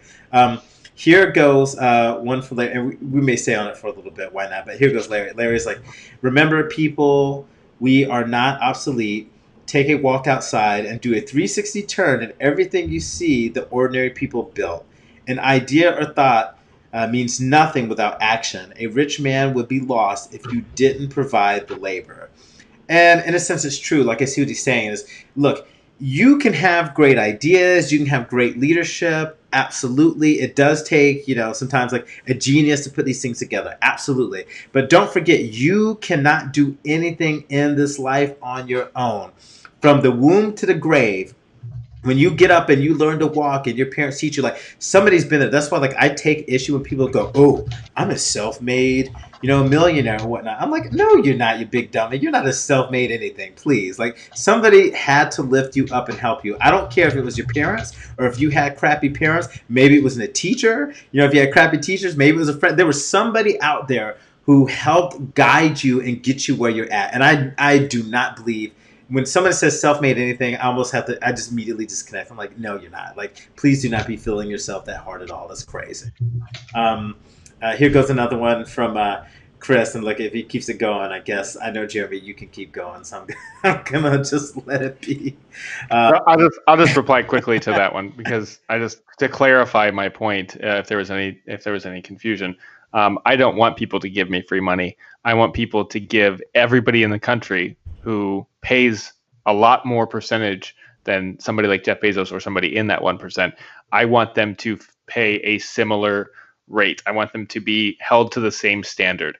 Just because somebody is a billionaire and they contribute to a lot more than I contribute to as far as decision making, law making, politicking, that doesn't mean that they should pay less of a percentage than I do. And the fact that the argument comes down to, I just want free money, I think that's a tired point that a lot of people who fight against the folks who are actually in a place of poverty or in a place where they need money, need financial support. Mm-hmm. They're the same people that you say, well, they need to be drug tested before they can do anything with public assistance, or they can't have food stamps, they can't have children. These things are not. These are some verbiage that's thrown out there, and it's not very well thought out. When you're thinking, the fact is, people are holding back money from being paid out because they are in the pockets of the lawmakers, because they found their place financially. If you're saying that they should be rewarded for that, mm-hmm. My main point, Chris, is that I vastly and severely disagree with that. I think that they should not be rewarded for gaming the system, that we should all be held to the same standard, and that they should be paying the same percentage that you and I are paying whenever we're asked to pony up our tax money. Yeah, I'd agree. And, and Chris, I'd be curious to hear like your version of self-made, because I know I just run on a rant on that, and I don't like the term self-made at all. And when I say that, I think of it this way, right? Even if you work hard, like, I understand where you're coming from. Like, you want to work hard, you don't want to take anybody else's money for it. I totally get it. But like, at some point, like, there is something you are going to have to take, because we live in a take and give system. Let me give you an example on that, right? Let's say, you want to build something from scratch. Someone's going to have to take a chance on you and give you opportunity.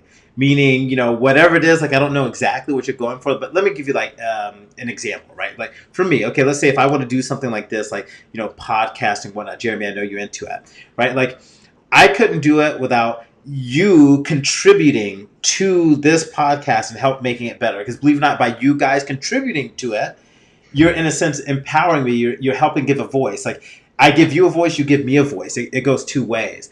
And that's exactly how, in a sense, if you think about it, like, a capitalism system, works in general, right? Is there has to be some give and take. So I'm taking it from a good place. I think what you mean by it is you want to be self-made because it's like hey, like, I didn't take any handouts or whatnot, but hey, if you get a tax break on a vehicle that you got from work, you got a tax break. Somebody helped you there. So I just want to clarify the differences between it because I don't want to like just take a crap on you and make you feel like I'm going at you in general. But I just want to make it very clear that I draw the line that, hey, we are going to get some assistance one way or another, whether we like it or not.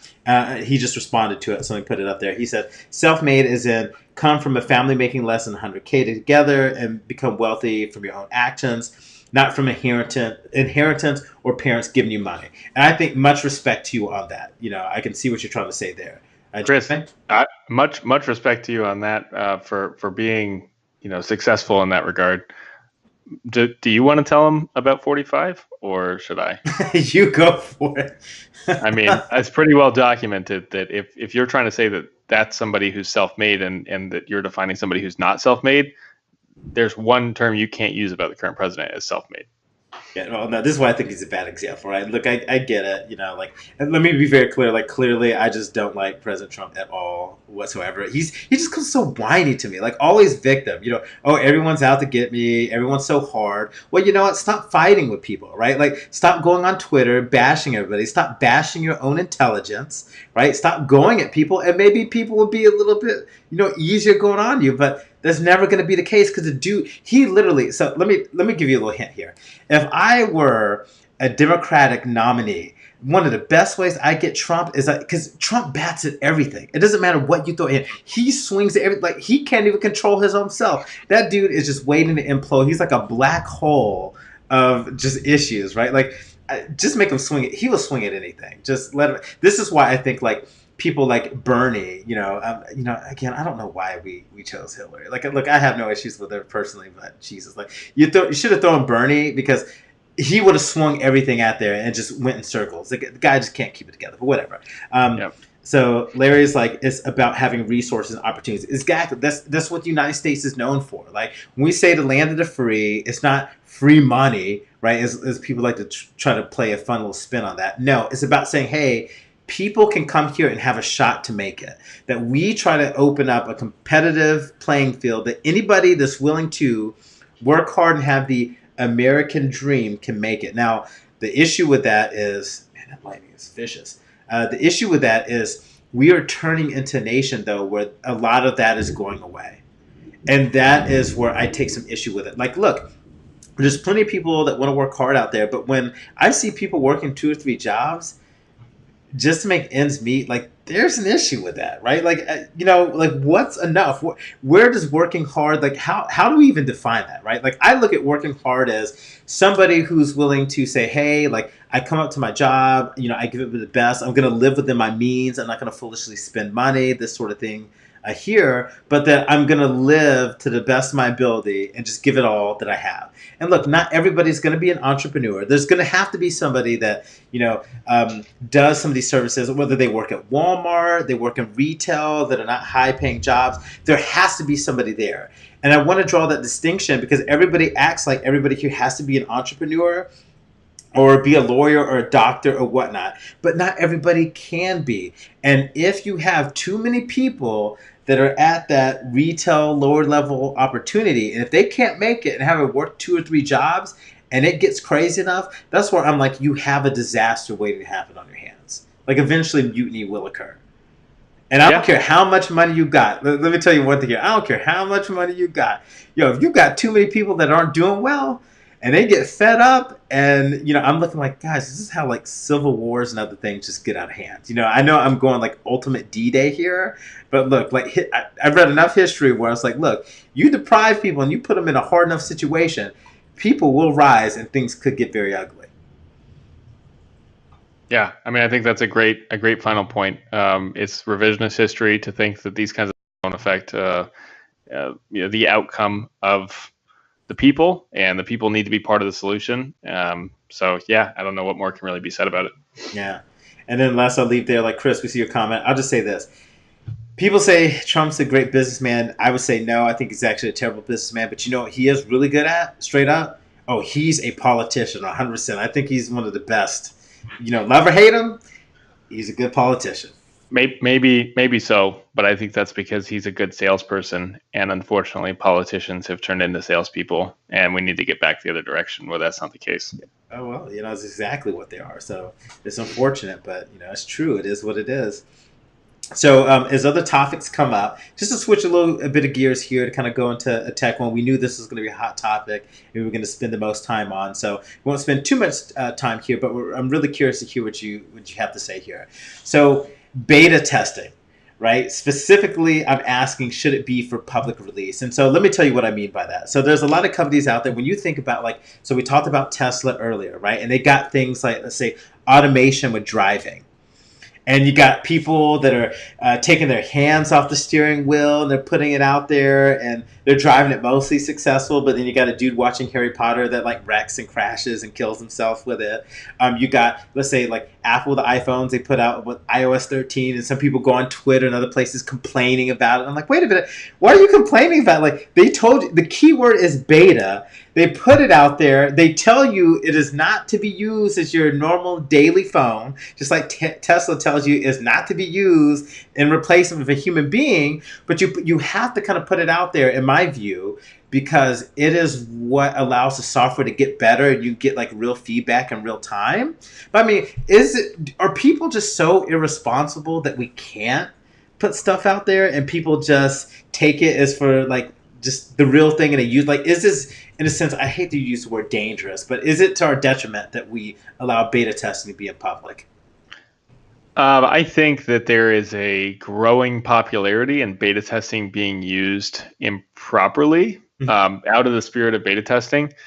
The one example that I will always come back to as the best and the worst case of beta testing to ever be displayed was Epic Games and Fortnite.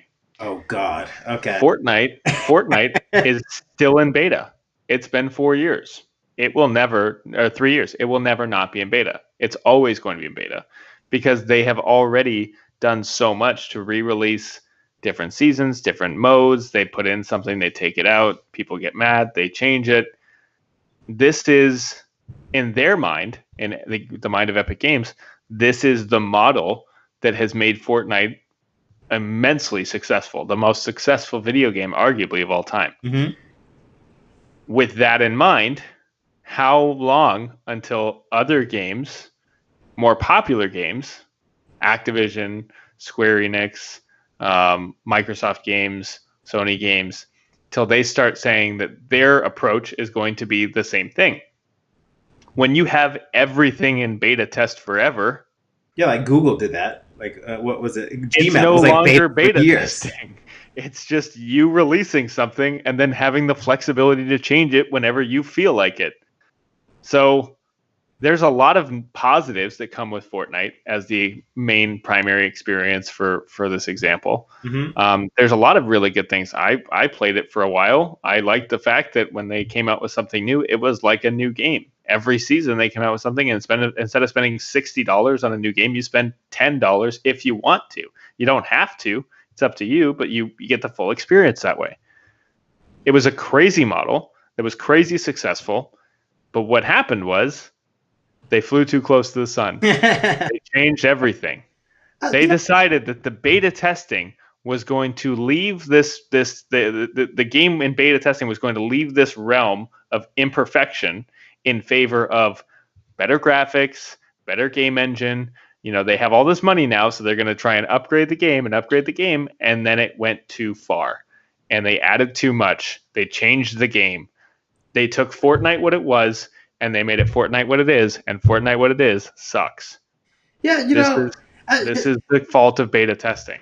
Yeah, it's I understand why companies want to do it, but I feel okay, so mind you, this does it does matter from company to company. Some do it more responsible than others, because you bring up a very good point. And by the way, I'm just gonna pause just for a second. We'll come back to it. I know, Chris, you put something up there, so I'll just flash it for a second, and then we'll let it be, and then we'll move away from it. But Here it comes on up. And see, Jeremy, I think like as we go on, maybe for you, we just have to keep it more. People just like the political ones for one reason or another.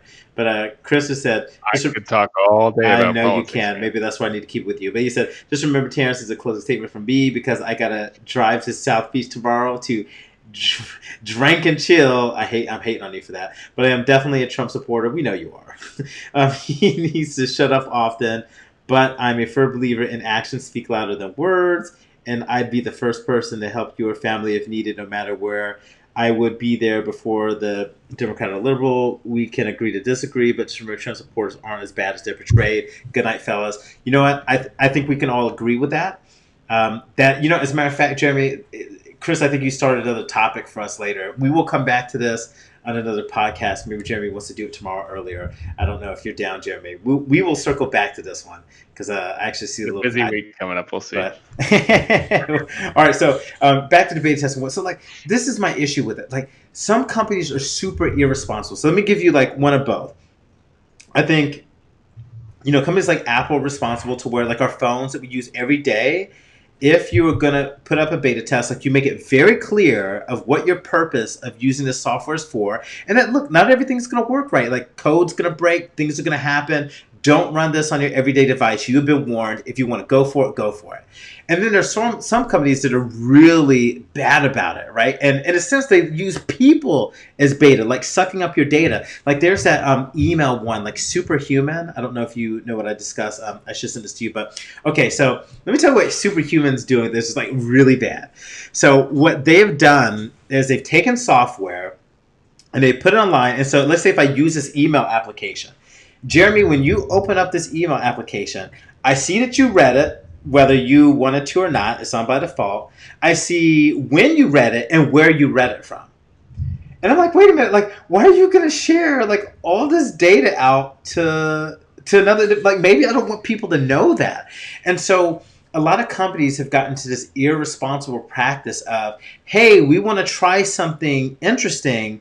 Let's subject people to it and see what happens. Like another example of that, Facebook did it, right? Like, we're on Facebook now. Like, they did it to where, hey, let's try to see if we can cause people to have mood swings. Let's see if we can show them enough, let's say, posts that are super negative, whether it's like political posts because, or, whatever it may be. Let's see if we can alter people's moods. And it's shown to work. And I just don't think like you should use people as like beta subjects for that.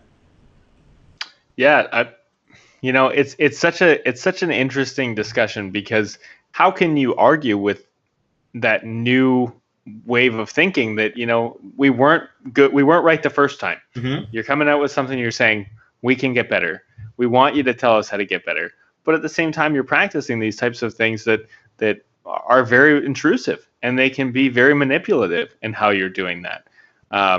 How much needs to be sacrificed or how much needs to be lost in favor of the advancement that you're trying to put out there in your product.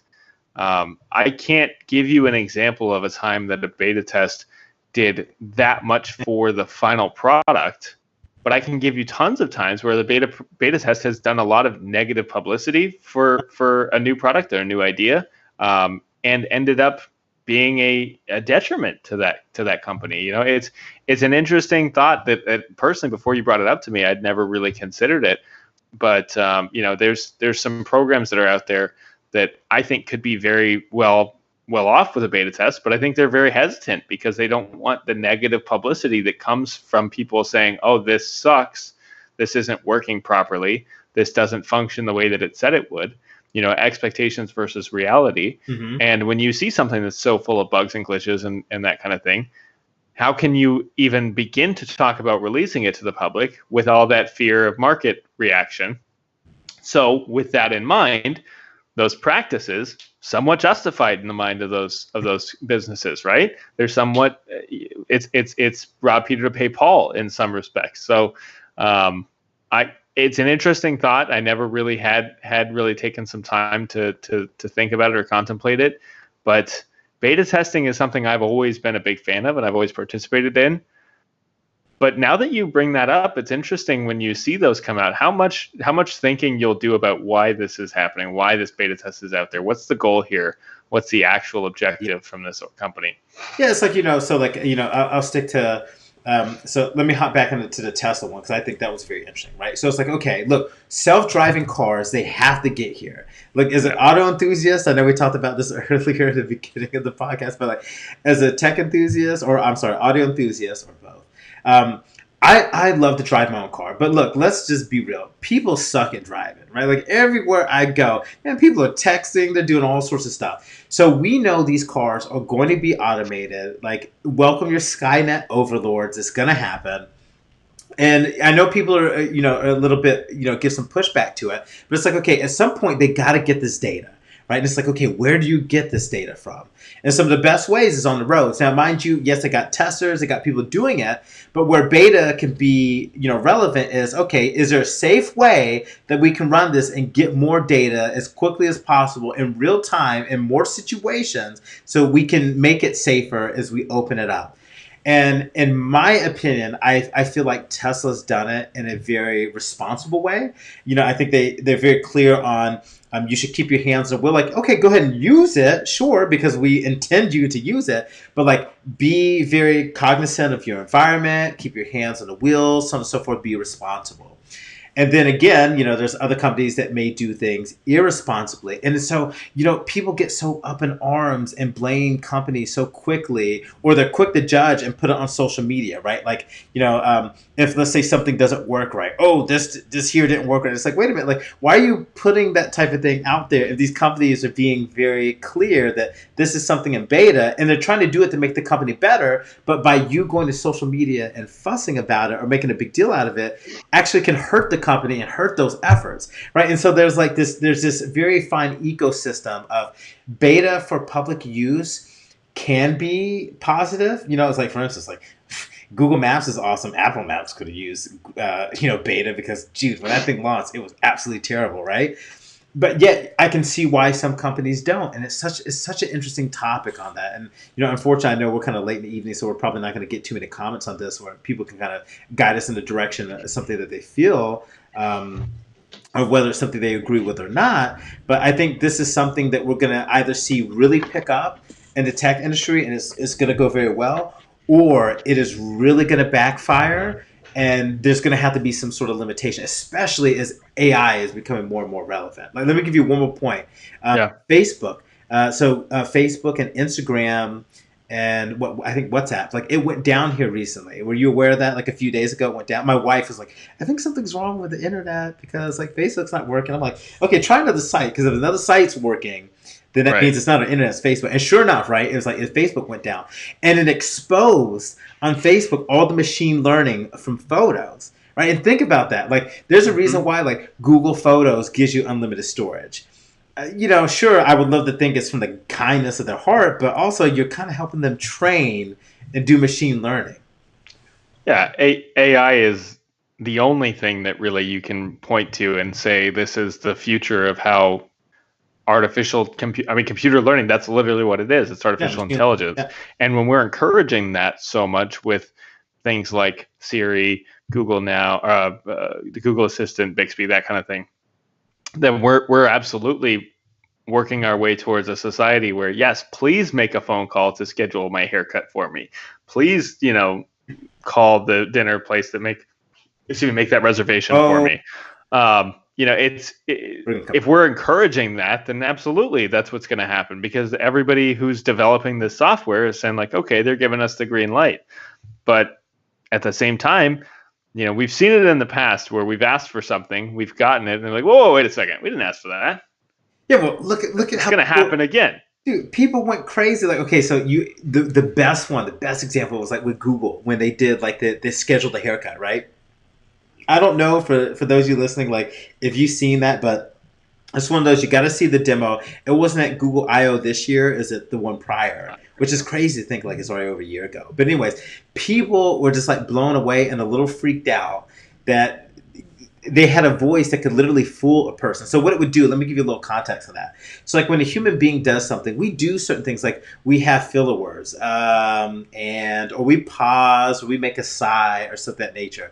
And machine learning, it learned to say, okay, what are some things that human beings do to kind of put in those fillers? And so when the computer very clearly understands that they want a haircut appointment between 11 a.m. and noon. But when the person asks on the other end, the human being would say, well, we don't have an appointment at 11. Excuse me for coughing in the mic. We don't have an appointment at 11, but we have one at 11:30. Will that work? Then the machine went, yeah, that would work, right? So it kind of filled it and made it more human, because like anything that truly had like real artificial intelligence, it wouldn't stutter, it wouldn't trip over its words. Thank you for putting it in the chat, by the way, Jeremy, because that's it. Like, you got to watch it if you haven't seen it. And the machine would fool people, and people got up in arms because they're like, wait a minute, I don't like any sort of machine fooling me and not telling me it's a machine, which I know we're going to kind of go into a subtopic, but that's okay. That's what conversation's for. And what I find so interesting is like, wait a minute, you want this awesome technology that would make your life a bit better, but you're upset because you can't tell if it's a human or it's a machine. Like, what does it matter? And I would open this up, so I want to pause for a second to hear your thoughts, Jeremy. But I have a feeling if people knew it was a machine trying to schedule an appointment, people would totally diss it, right? They would show disrespect and be like, oh, it's a stupid bot, I'm going to hang up on it. So if you really want it to work, maybe it does have to be more human and fool you. Otherwise, you're just going to treat it like a machine and you're going to disregard it. There's a faction of people who have existed in this world a lot longer than my age range representation, at least, and they will be hesitant to any sort of technological advancement. They will protest any sort of change. They've seen too many movies. They've seen too many examples on the screen, on the silver screen, about technology being the downfall of humanity. A little bit too many Terminator movies, if you will. And honestly, I think it's much ado about nothing right now, because the technology is being developed, whether you like it or not. It's not going to go anywhere. Google is the supreme overlord of the future when it comes to what's going on in our everyday technological life. Even for somebody who's a dedicated Apple user, Samsung user, LG, whatever, whether you think you're in it or not, everybody's using Google for everything. I mean, it's just, that's what's going to be the case in the future. So with that in mind, if you really have that many problems about the fact that your Family Hub refrigerator or your TV might be listening to you, then don't buy one. And that's the only thing you can do. You can't go and you can't protest people saying that they should be produced. You can't convince me that it's that severe of a situation where I shouldn't have it.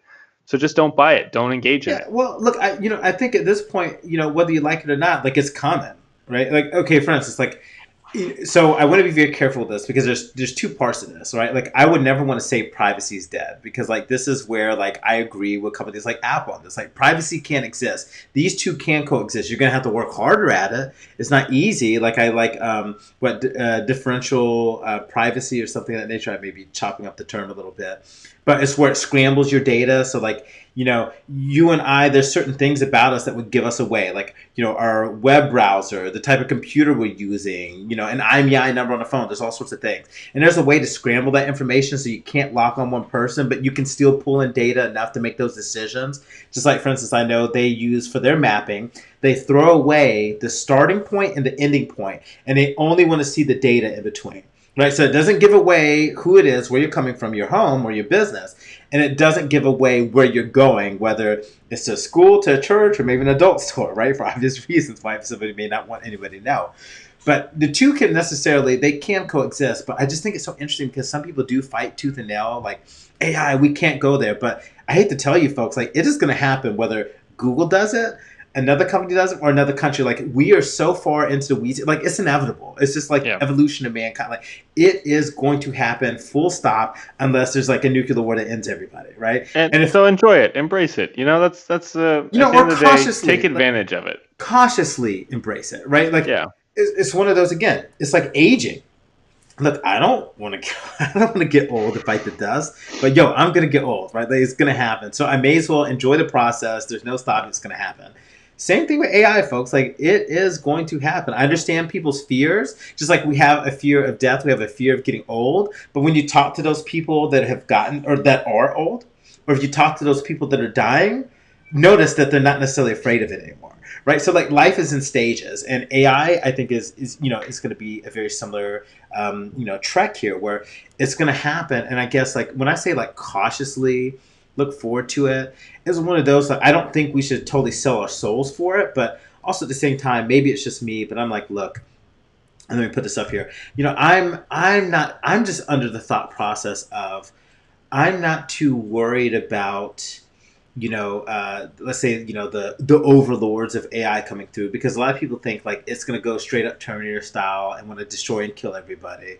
But I'm like, look, like, I think any intelligent, whether it's a being, like a living organism, or it's computer generated, whatever, it could see the value of human ingenuity. And so I don't know. I'm not the doom and gloom. I can see why Elon Musk and a few others have pause for it, but we'll have to see what the beta testing brings out in all these different advancements. You brought it full circle. That's what the that's what the purpose of this is just to make sure that the reaction from the public matches the expectation from the company.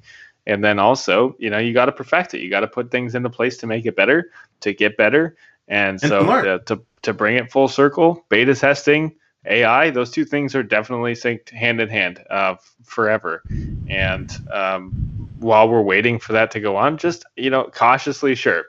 Probably I throw more caution to the wind when it comes to technology, simply because I'm what you would call an ignorant millennial, right? But regardless of that, I'm going to enjoy every minute of it. Whenever an ecosystem solution is involved or gets added to my opportunity list, I'm going to go out and I'm going to get it, because I'm an early adopter and that's what I do.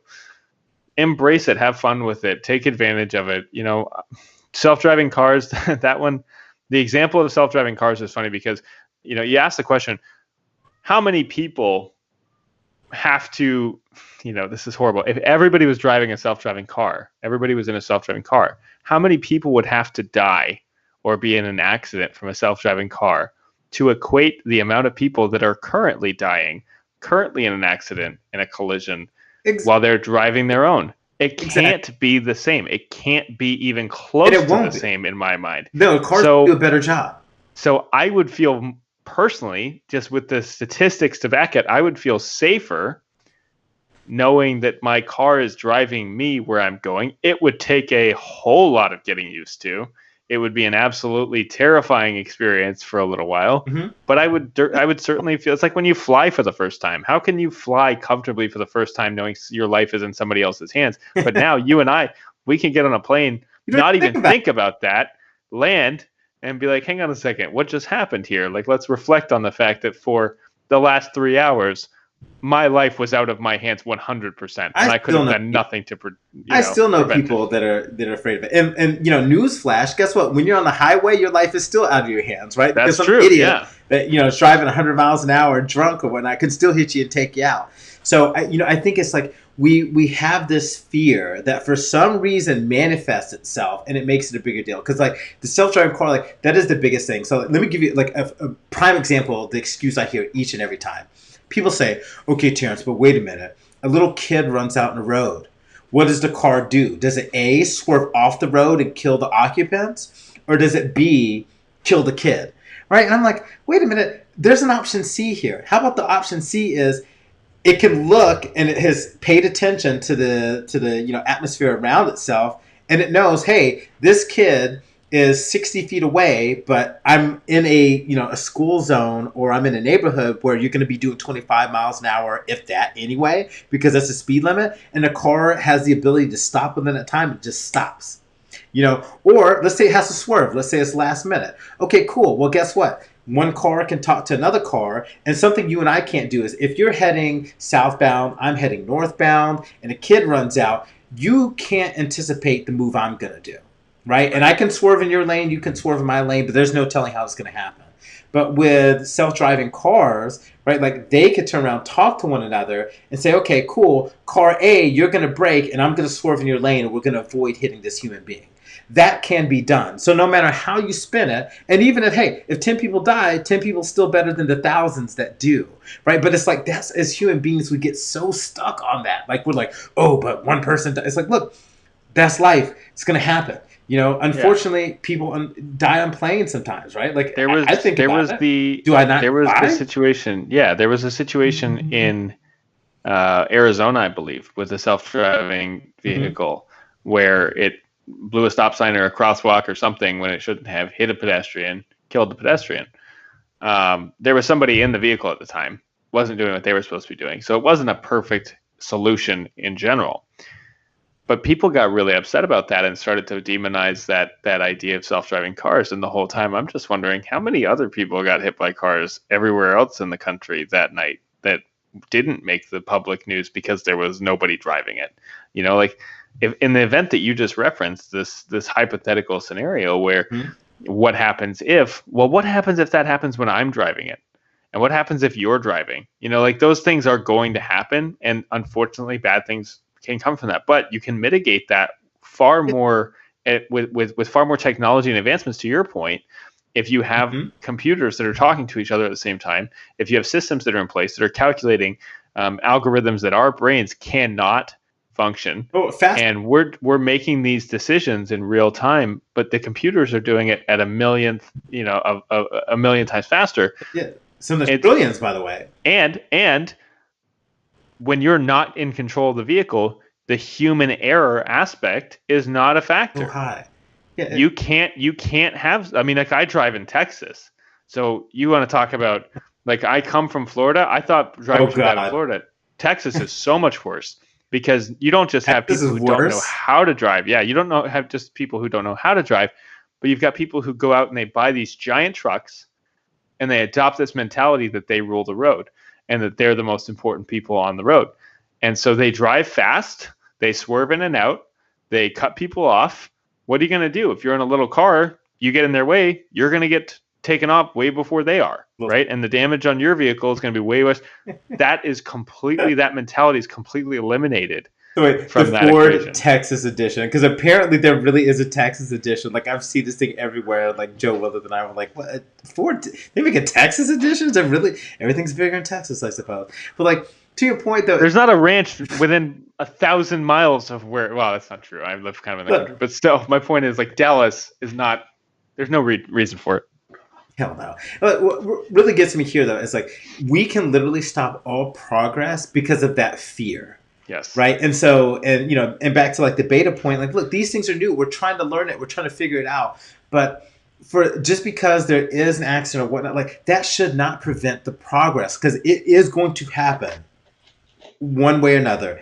Just like accidents are going to happen one way or another. But if we can do this and work with this, that progress is going to extremely cut down on the lives that are lost due to human error. Because look, people fall asleep, they text and drive, they don't pay attention. They try. I don't know why human beings are so obsessed with multitasking. It's like, guys, we don't multitask well. You don't. People can barely like rub their tummy and pat their head simultaneously.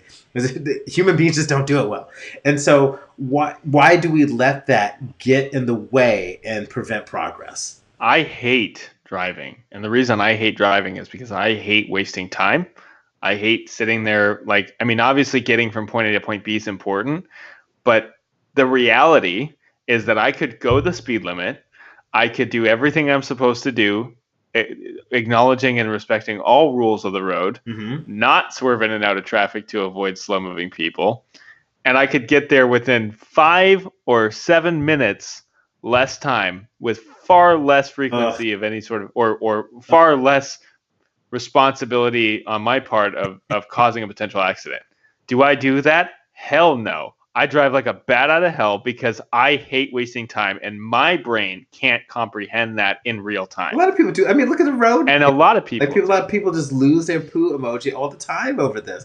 It's like, look, when you think about, okay, like, for instance, stop and go traffic. Okay, it's going to happen in a city. We totally understand that. But then there's always that one idiot where it's like the rest of the cars are moving, but someone's too busy texting or looking at something else, right? There's this gap. And then, like, I try to follow, like, to the T for two reasons. A, is because it's a responsible thing to do. And B, I don't want paint chips on my cars, like I keep a safe distance.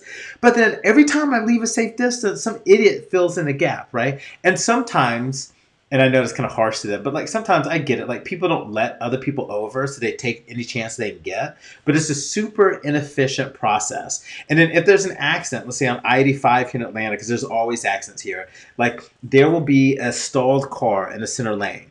And you know, even better yet, let me use this example. There's construction. It tells you you need to merge in 1,000 feet. How many people just ride it to the end, right? And then at the last minute, they're trying to shuffle. Well, if we had these self-driving cars that are really smart with the software, they say they know it's coming and they like zip line it, right? Like a zipper, and they do it effectively where everybody moves in. You can maintain speed and safety.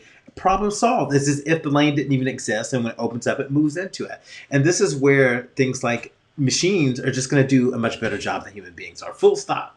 Yeah, and at the point where cars are 100% autonomous, I don't care how long it takes anymore because I'm being productive on the ride. Yeah. I'm working, I'm on the phone, doing whatever. Sleeping. Yeah, probably, let's be real, I'll be mostly sleeping. That's the future. That's the one I'm embracing.